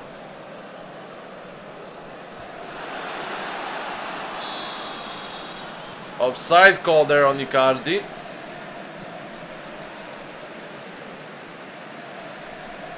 Arsh Green Valley says, is the new Milan owner in the stadium? Yes, he is. He's in the stadium. He's watching the game as we speak. Fassone is there as well, so maybe they could see all the problems that are currently going on and where we need to invest money in.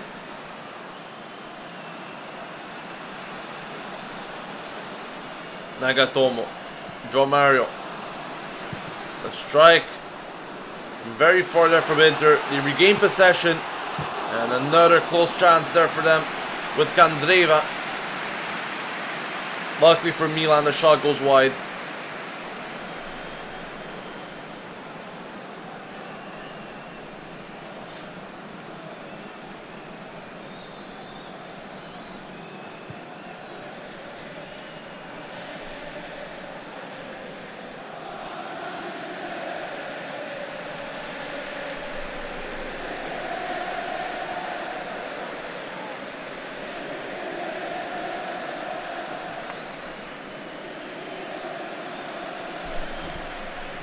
Here's Deulofeu as he tries to play back up.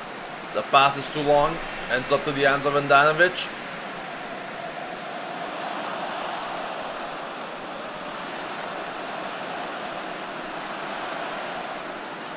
Finally some better work there from Jose Sosa. But the ball is quickly given away. Once again by Calabria. Way too many giveaways. I've stressed the importance of not giving the ball away this cheaply in this type of game. You cannot afford to give them these many chances.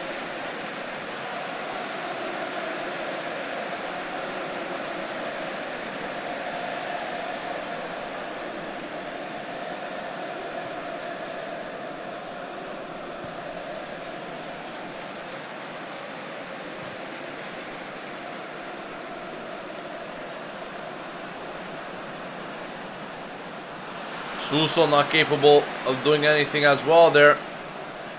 Inter not giving much away to Milan today, I have to say. There's a big chance though for Milan. Bacca escapes Andanovic, but he loses the ball right after that.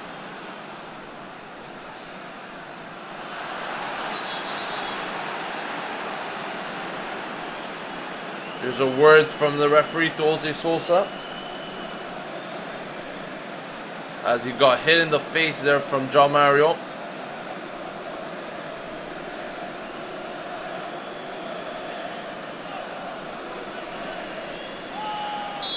Corner here for Milan as they play short. So nice try with the overhead kick there from Kuchka. Ends up right to the arms of Andanovic. Milan continue to play on. Things are getting feasted now. Still Milan. Not quite sure what's happening there. Lots of confusion, lots of players out of position. It opens up another counter-attack here to Inter. Deulofeu trying to help out. It's Candreva on the ball now. Candreva puts in the cross. Defended by Milan. Things are getting a bit more interesting now. A bit more aggressive as well.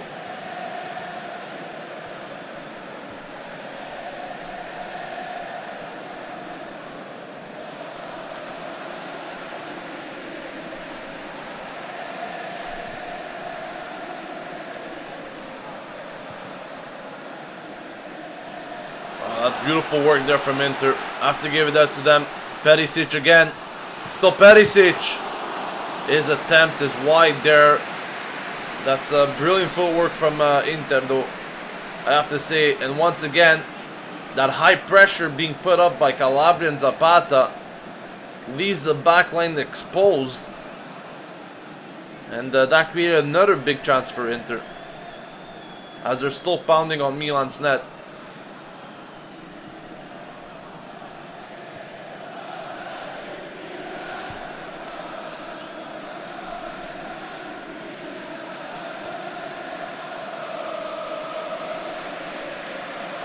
Definitely lots of investments needed for the summer.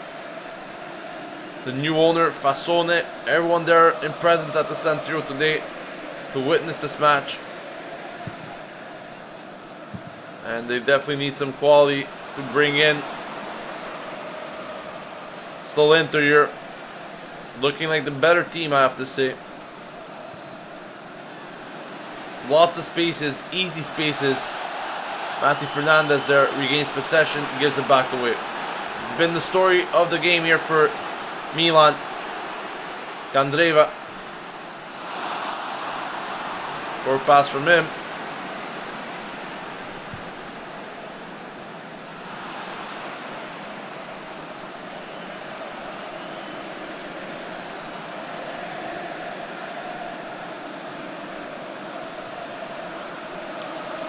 We're in the 55th minute, still 2-0 Inter. Both goals were scored in the first half.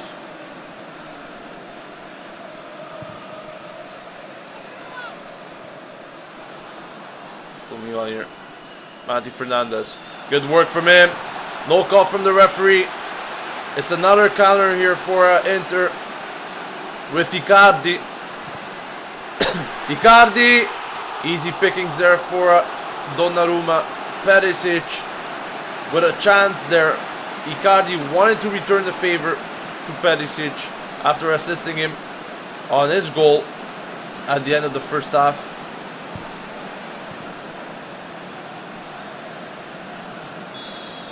Offside there from Deulofeu. Things are not looking good for Milan. And I'm not quite sure if that was completely offside. Might have been a bit. Could have also been a foul on Mati Fernandez there. What a mistake from Perisic though on that pass from Icardi. That would have definitely sealed the game for them.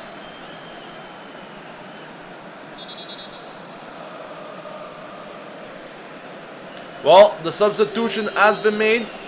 It's Locatelli coming in for Kuchka now. So Milan will be playing with both Jose Sosa and Locatelli for now, at least. And I wonder what that would mean for the midfield. I guess some more creativity being added in. Kuchka did not have the best of games today.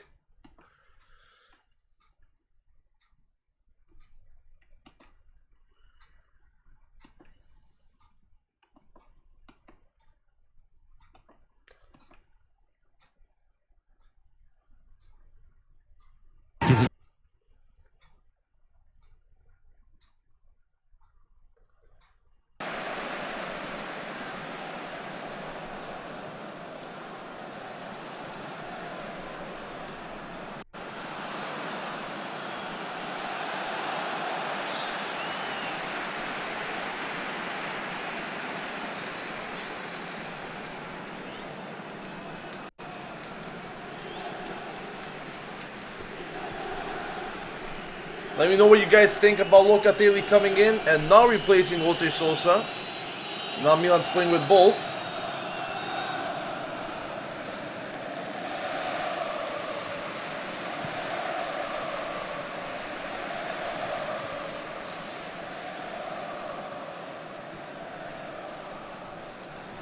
I have to say the better man really in the midfield for today at Milan has been Mati Fernandez.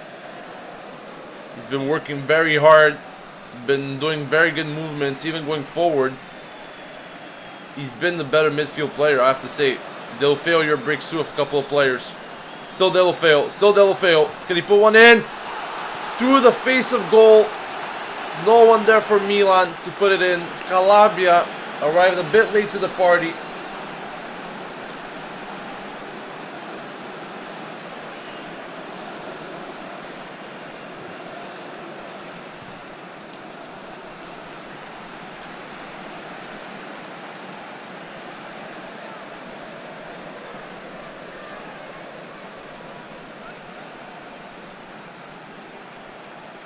So another corner here for Milan at the 58th minute.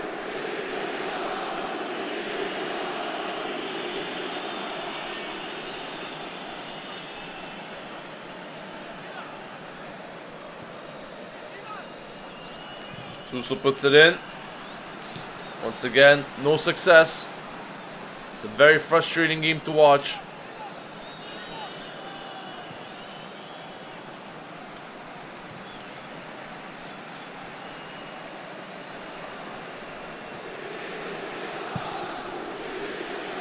Inter dominating most of the game. Milan need to score one in the next 10 minutes if they want any chance, at least in those last 20, to find an equalizer of some sort. So the next 10 minutes are going to be very, very crucial.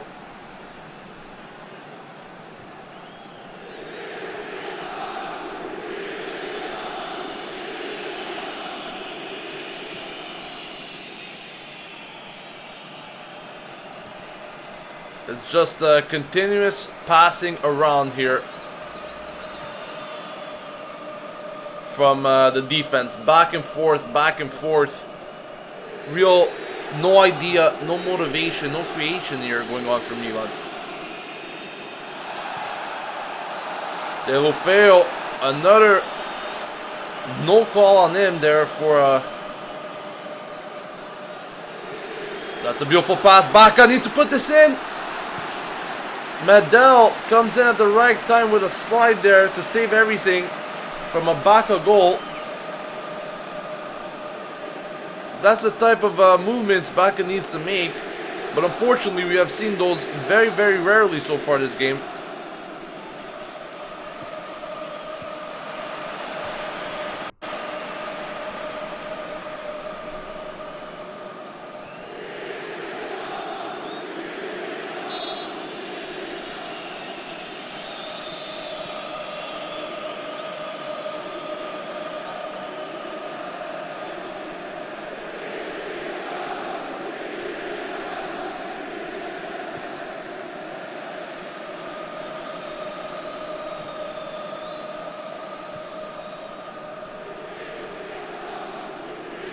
It's been a very, very lazy performance for Milan with no character. Not the performance to bring to a derby match, that's for sure.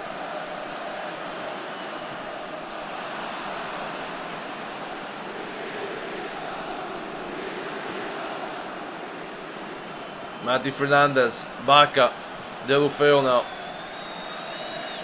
Every time the ball goes through his feet, Deulofeu using his speed there. Is he gonna call a foul? And once again, nothing given to Deulofeu. I think it's been 2 or 3 times now already. And the referee is going to have a talk with him. They shield there as well. Let me see this again. He gets pushed, but he was in the box, and I don't think the referee would have given that as a penalty. But yes, there's definitely contact there. There's definitely a will from the Inter player to go for the player rather than the ball. And it seems like Milan are just not having it their way today, in all sort of senses.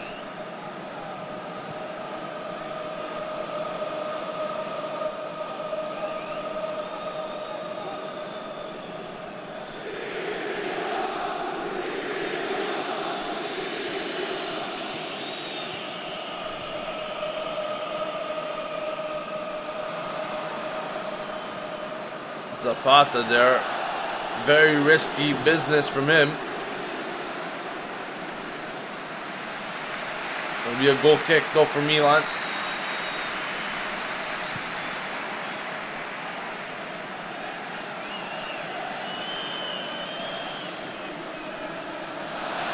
And that's just a poor pass from Locatelli and De Sciglio. No communication whatsoever. I don't know if it's a bad synchronization or something, but you cannot make these sort of things happen.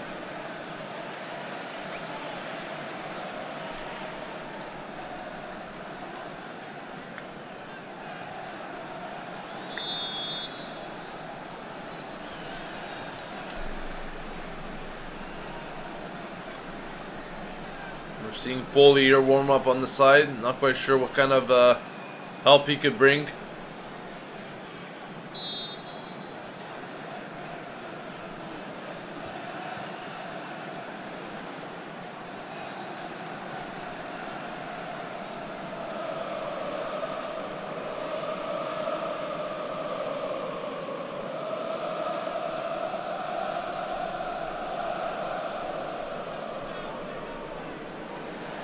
"65 minutes on the board.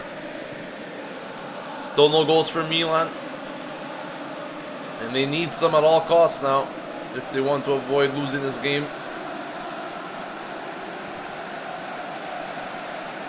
Jose Sosa. And that's just poor. What is that? It's going to be a corner there for Milan, but what sort of pass is that there from Jose Sosa?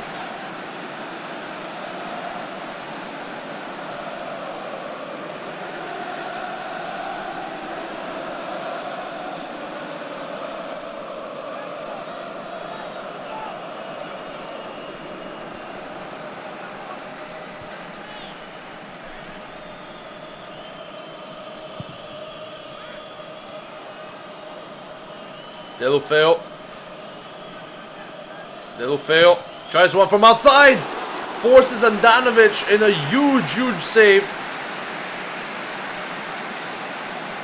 and it really always seems like it's only him playing here for Milan. Jose Sosa with the cross. Zapata makes a foul. Just so stupid from Zapata there. Absolutely, what was he thinking, making a foul like that?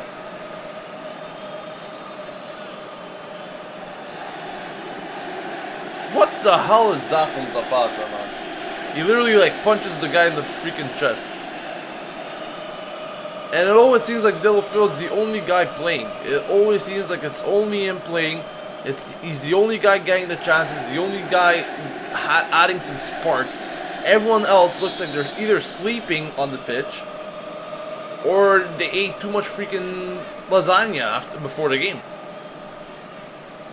Like, everyone's like literally walking and Deulofeu is the only guy sprinting, running, creating chances, shooting on net. Everyone else is just looking.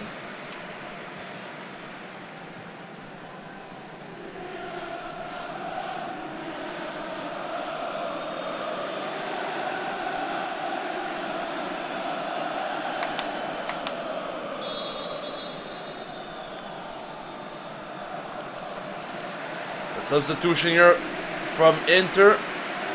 Eder is set to come on. He's coming off for Perisic. He assisted Icardi's goal today.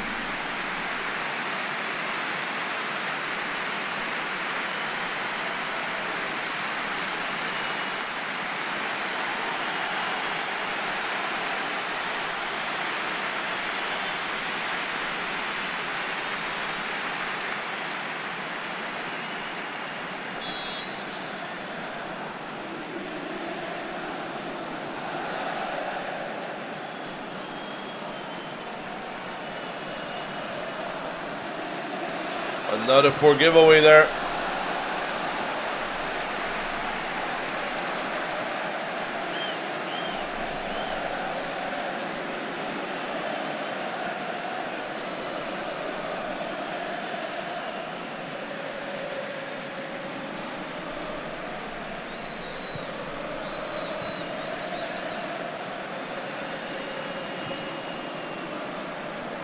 Zapata.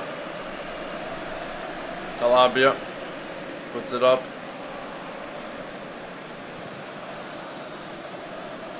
It's just such a frustrating game to watch with no conclusions. It really looks like they're playing like 5-year-olds at the moment. Nothing at all going right for it. Nothing at all going for us today. And it's even more frustrating because for many of us watching, it's super early in the morning, and you know, these are the type of games that are there to ruin your day. Really are. And Pietro was right, you know, he said it. Every time we play these lunchtime games, we are always destined for failure. It's something. It's honestly something. Every single time. I don't know what it is.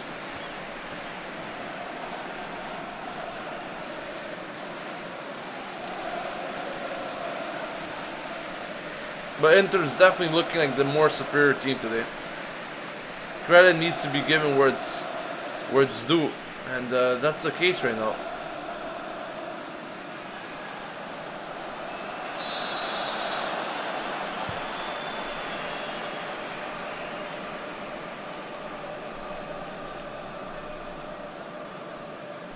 Aka says we are missing anger, drive, and willpower. Completely agree there.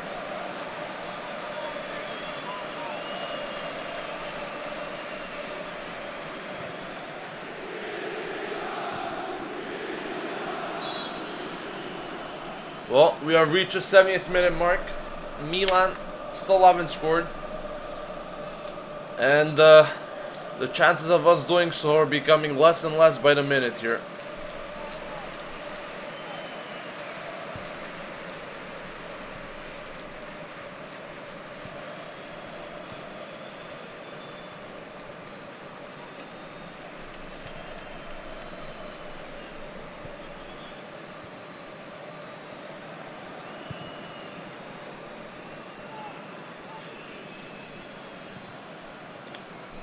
And Seyun, I think he pretty much sums it up perfectly. He says we don't deserve anything out of this game, and that's exactly what it is.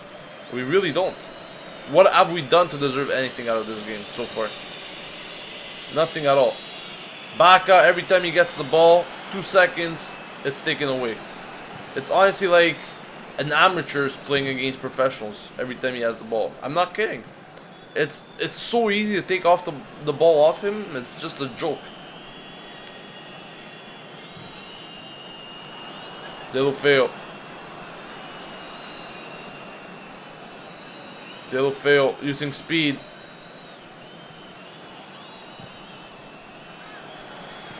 Suso, can you get something here? Tries to feed back up, he can't. Zapata now. With a stupid pass, of course. Romagnoli there. Needs better touches than that. Very risky behavior from him.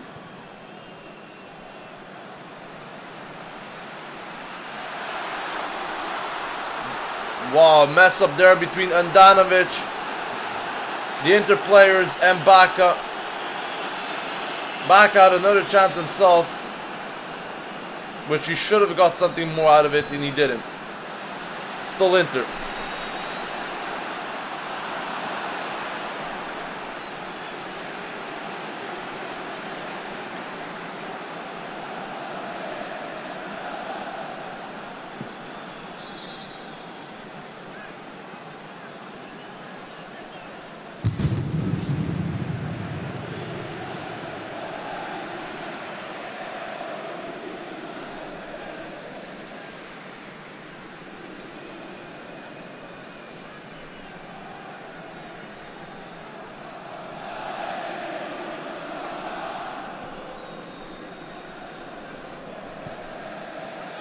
Guys, we are nearing 12,700 subscribers. If you haven't yet subscribed to Rossoneri TV, please hit that subscribe button. Stay updated with everything going on at AC Milan by doing so. Also, don't forget to leave a like on the video. We are nearing 100 likes. So, if you guys can make that possible, at least to brighten up our day a bit here at Rossoneri TV, that will be very, very enjoying for us.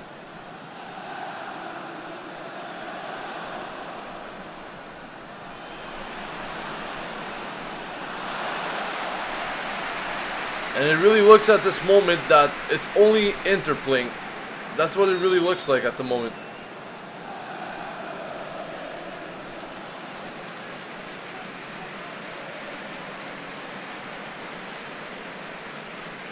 And it seems like Jose Sosa cannot continue. And Lapadula is set to come on.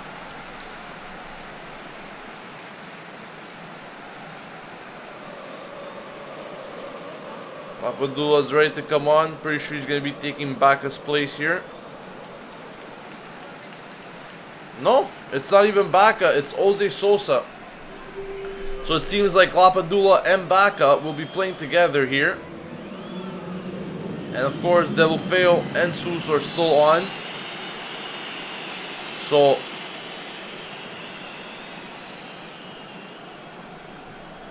Milan might be even playing a 4-2-4 at the moment.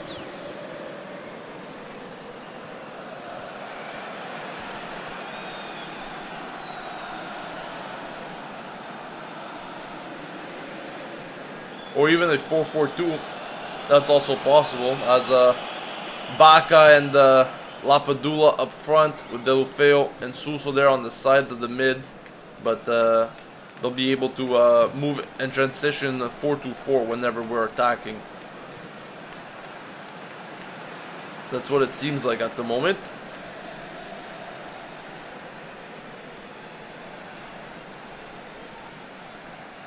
Let's see if anything is going to change in these last 15 minutes plus stoppage time.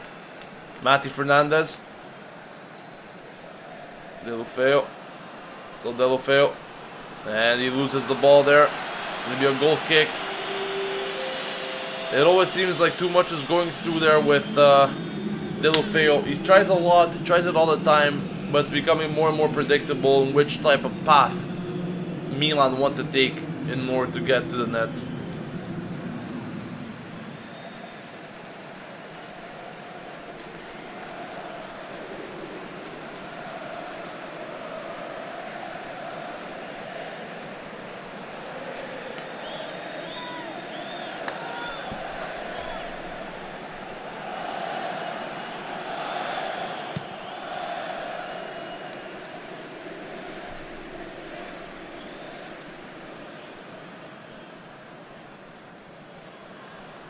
Baka.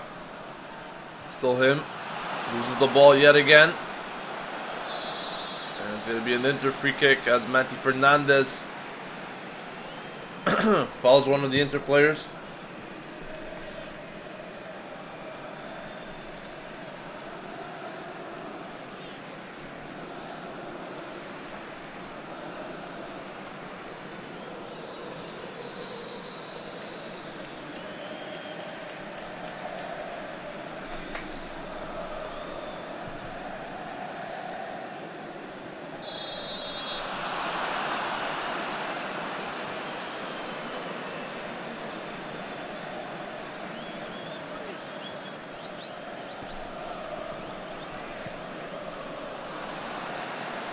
Still Milan.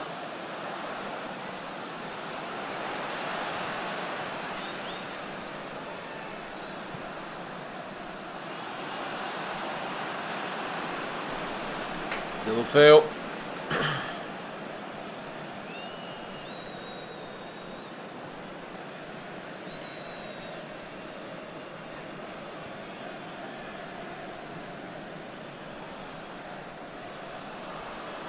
Oh, that was a good try there to pass it through to Baka.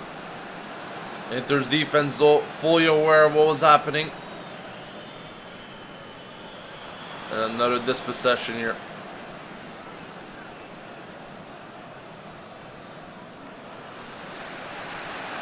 Could be a substitution here for Inter. Not yet, though, as Inter take that throw fast. Icardi. Zapata not capable of getting it off him. Still Inter with the ball.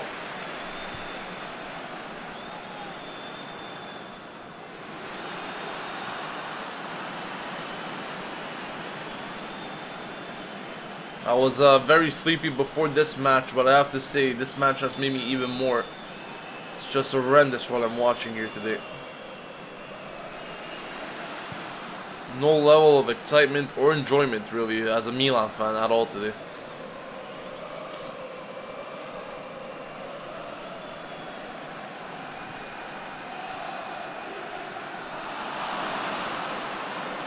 And it's back and forth, giving the ball away. Regaining possession, giving it back away. Here's Deulofeu now playing on the right side with the ball.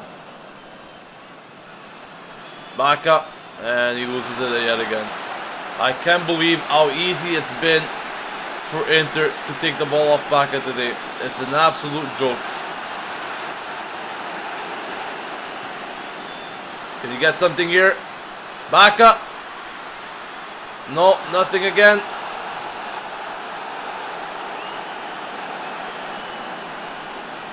Good try there from Lapadula. Good try and get that header there. But then again, it just really seems all hope is lost for Milan at the moment.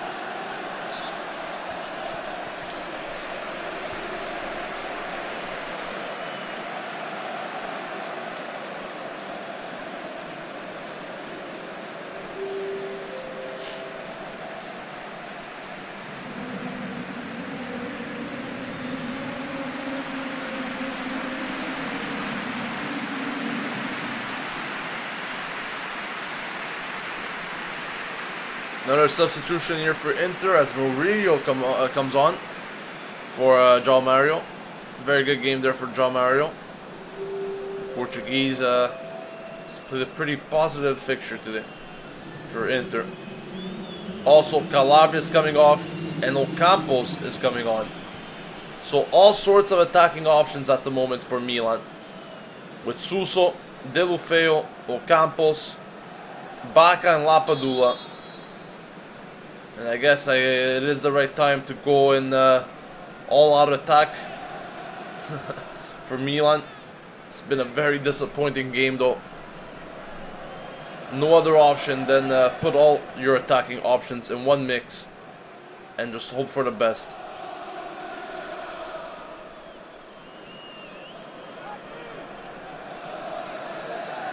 And you can definitely see how Milan's playing with 4 players there in attack. Ocampos in there as well. In the hope of getting something here.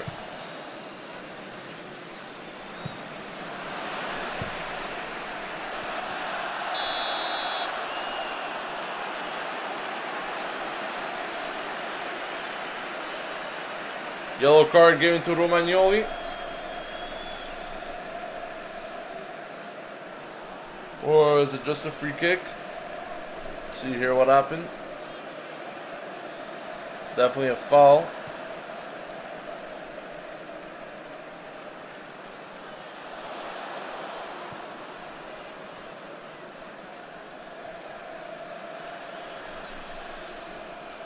Deschillo. We are in the 82nd minute now.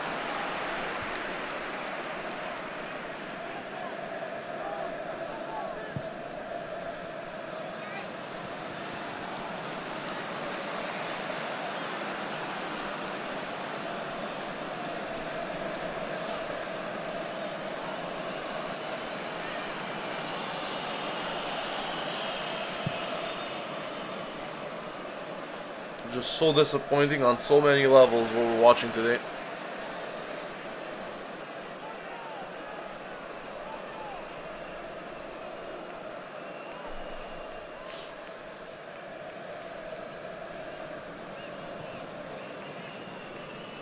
Deulofeu.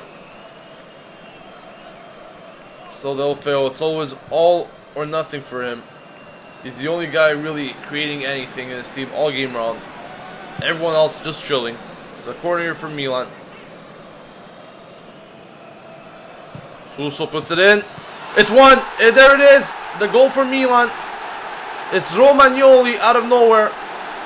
At the 83rd minute. Finally something to cheer about. And the defender, Romagnoli, gets a goal here for Milan out of nowhere. And once again, with the invention of the man himself, Suso. And what a finish that is for Romagnoli. Great goal as well. And finally something to cheer about. The Milan need to find the equalizer now somehow. And there's not much time to do so. Well, these last 7, 8, or 9 minutes have become much more exciting all of a sudden. And that's what one goal could change for you. Let's see what Milan has in them now. Are they capable of pulling the impossible? A miracle out of nowhere. Deulofeu.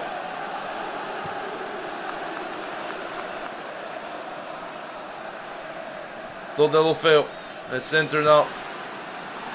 Giving the ball away. And there's a shift in momentum now. Milan president enjoying what he's seeing now in these moments from Milan.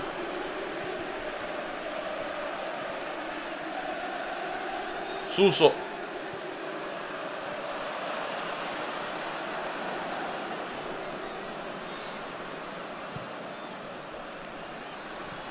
Zapata.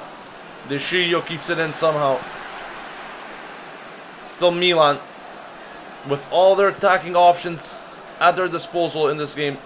Ocampos, Suso, Deulofeu, back in Lapadula, everyone on the pitch in these last 10 or so minutes to try and pull the impossible. No foul at all, says the referee there on Candreva. Milan regain possession. Locatelli now.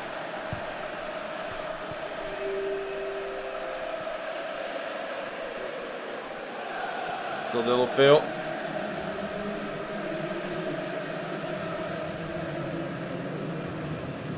Lots of men currently marking him. Suso, Deulofeu on the same side, both of them. Suso now. Can he get a corner here? He cannot. Still Inter with the ball. And I don't think that's a foul there, to be honest with you, on Miranda.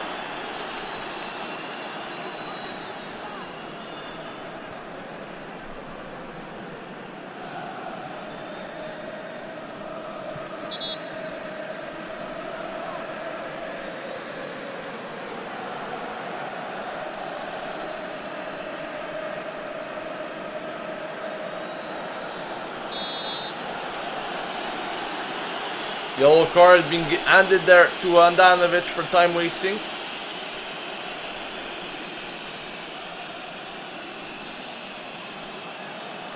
And he's still wasting more time there. Finally takes the kick.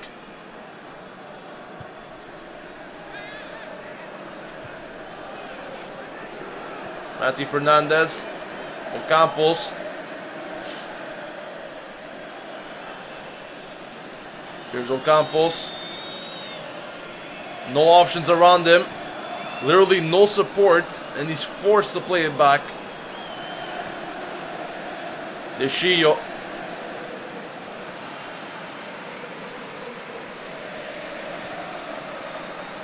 Deulofeu. Suso. It's a good interchange of play between the two. Suso tries to move in. It's well defended by Inter. Still Deulofeu, Suso, Deulofeu. Miranda puts his foot in between, or Kondogbia rather. It's a free kick for Milan though. Very intense last few moments. Milan got some sort of spark right after that Romagnoli goal.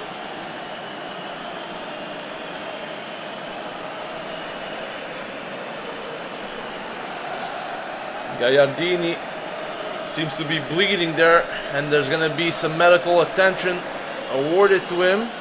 So there's definitely going to be a few more minutes of added time here. I'm looking at least 5.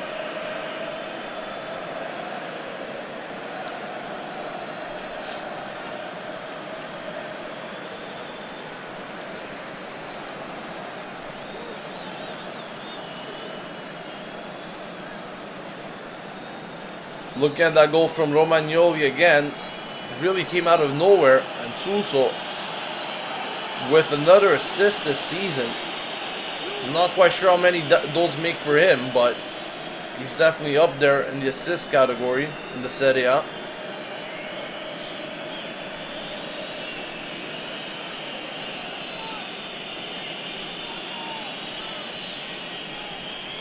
Well, here's one of the last chances Milan will probably get.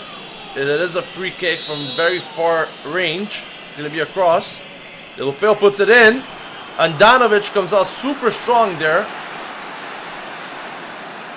It's a big counter-attacking option here for Inter. Deulofeu comes back. And this is such a big chance here for Inter. It's a 2-on-1. Zapata needs to run faster.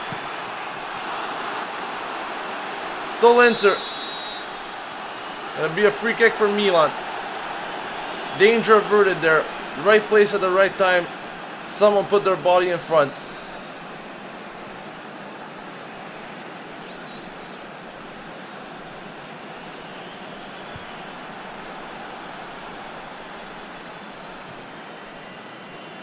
Sami Iqbal says it's his 11th assist of the season.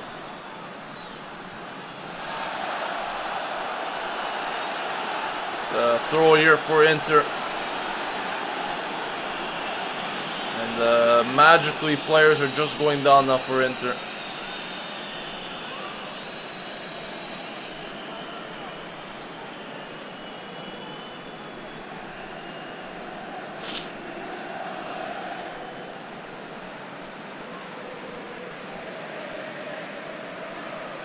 Seems like Inter will be doing their last substitution here. Biabiani to come on. 5 minutes of added time in the meanwhile. I've been given by the referee. Probably a bit more than that since they will be making a last substitution here.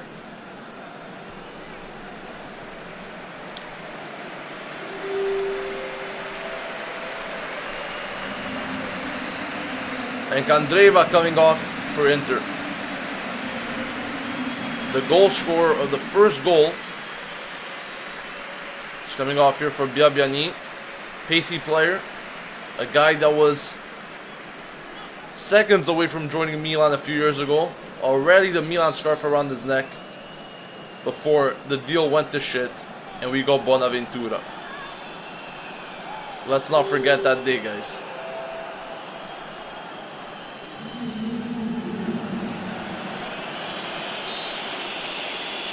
Well, that was at least 1 minute of the 5 wasted. So that should be added there.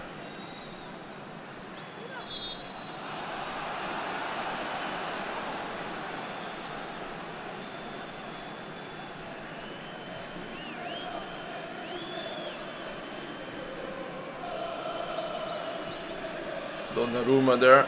Could have done a better pass.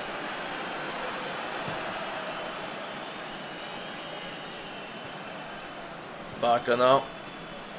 Finds no one. Still Milan.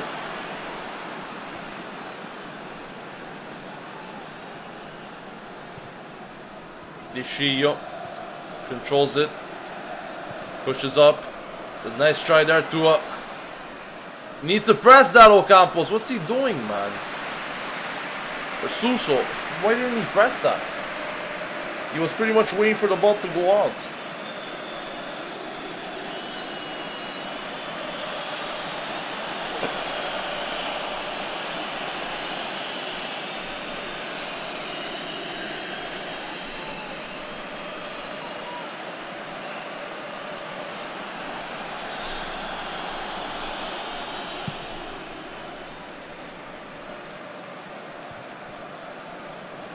Mati Fernandez.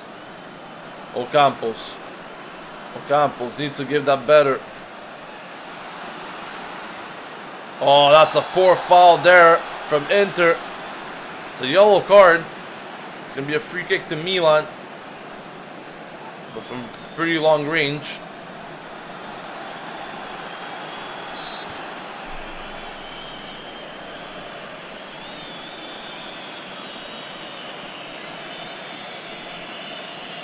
Gagliardini, the latest man in the book.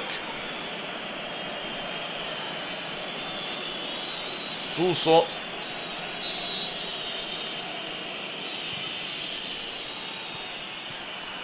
A header there from Zapata. Way too soft and right in the hands of Andanovic. Romagnoli also all the way up there, almost playing as a striker now.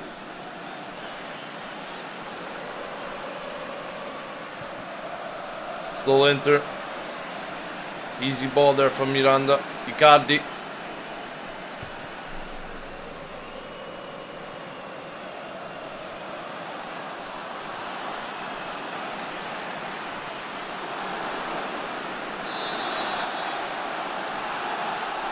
Gonna be a throw here for Milan. Inter not too happy about that decision. Milan need to play fast and accurate, and it's not really happening at the moment. Another big tackle there. Locatelli, what a beast there, getting past 2 or 3 players like that. And that's a bad foul from Locatelli. And I guess the frustration is kicking in now. Players are coming in. And Locatelli's best option there is to back out of the whole clash. A few seconds of frustration there for Locatelli. But complete beastness there on that ball control, I have to say. Very clever from the youngster.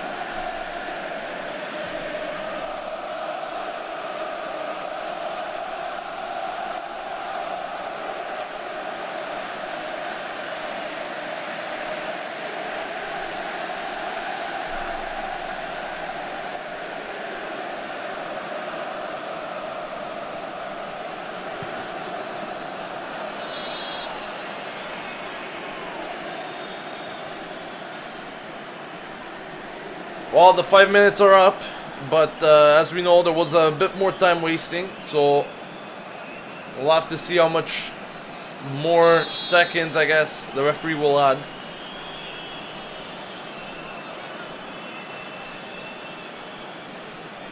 Lots of time wasting being done there by Inter, though, in these last 5 minutes. Here's one last chance for Inter. Biabiani is shot aside.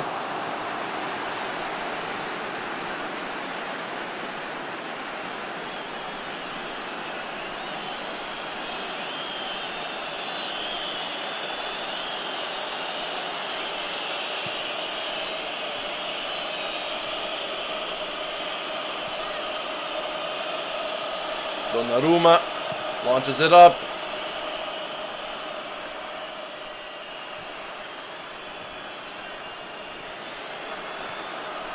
Deulofeu, good touch. Still Milan. Deulofeu. Deulofeu, this has to be the last chance. Deulofeu. It's going to be a corner. A last second corner here for Milan. And I think Donnarumma has to come up for this one as well. This is it. The last chance.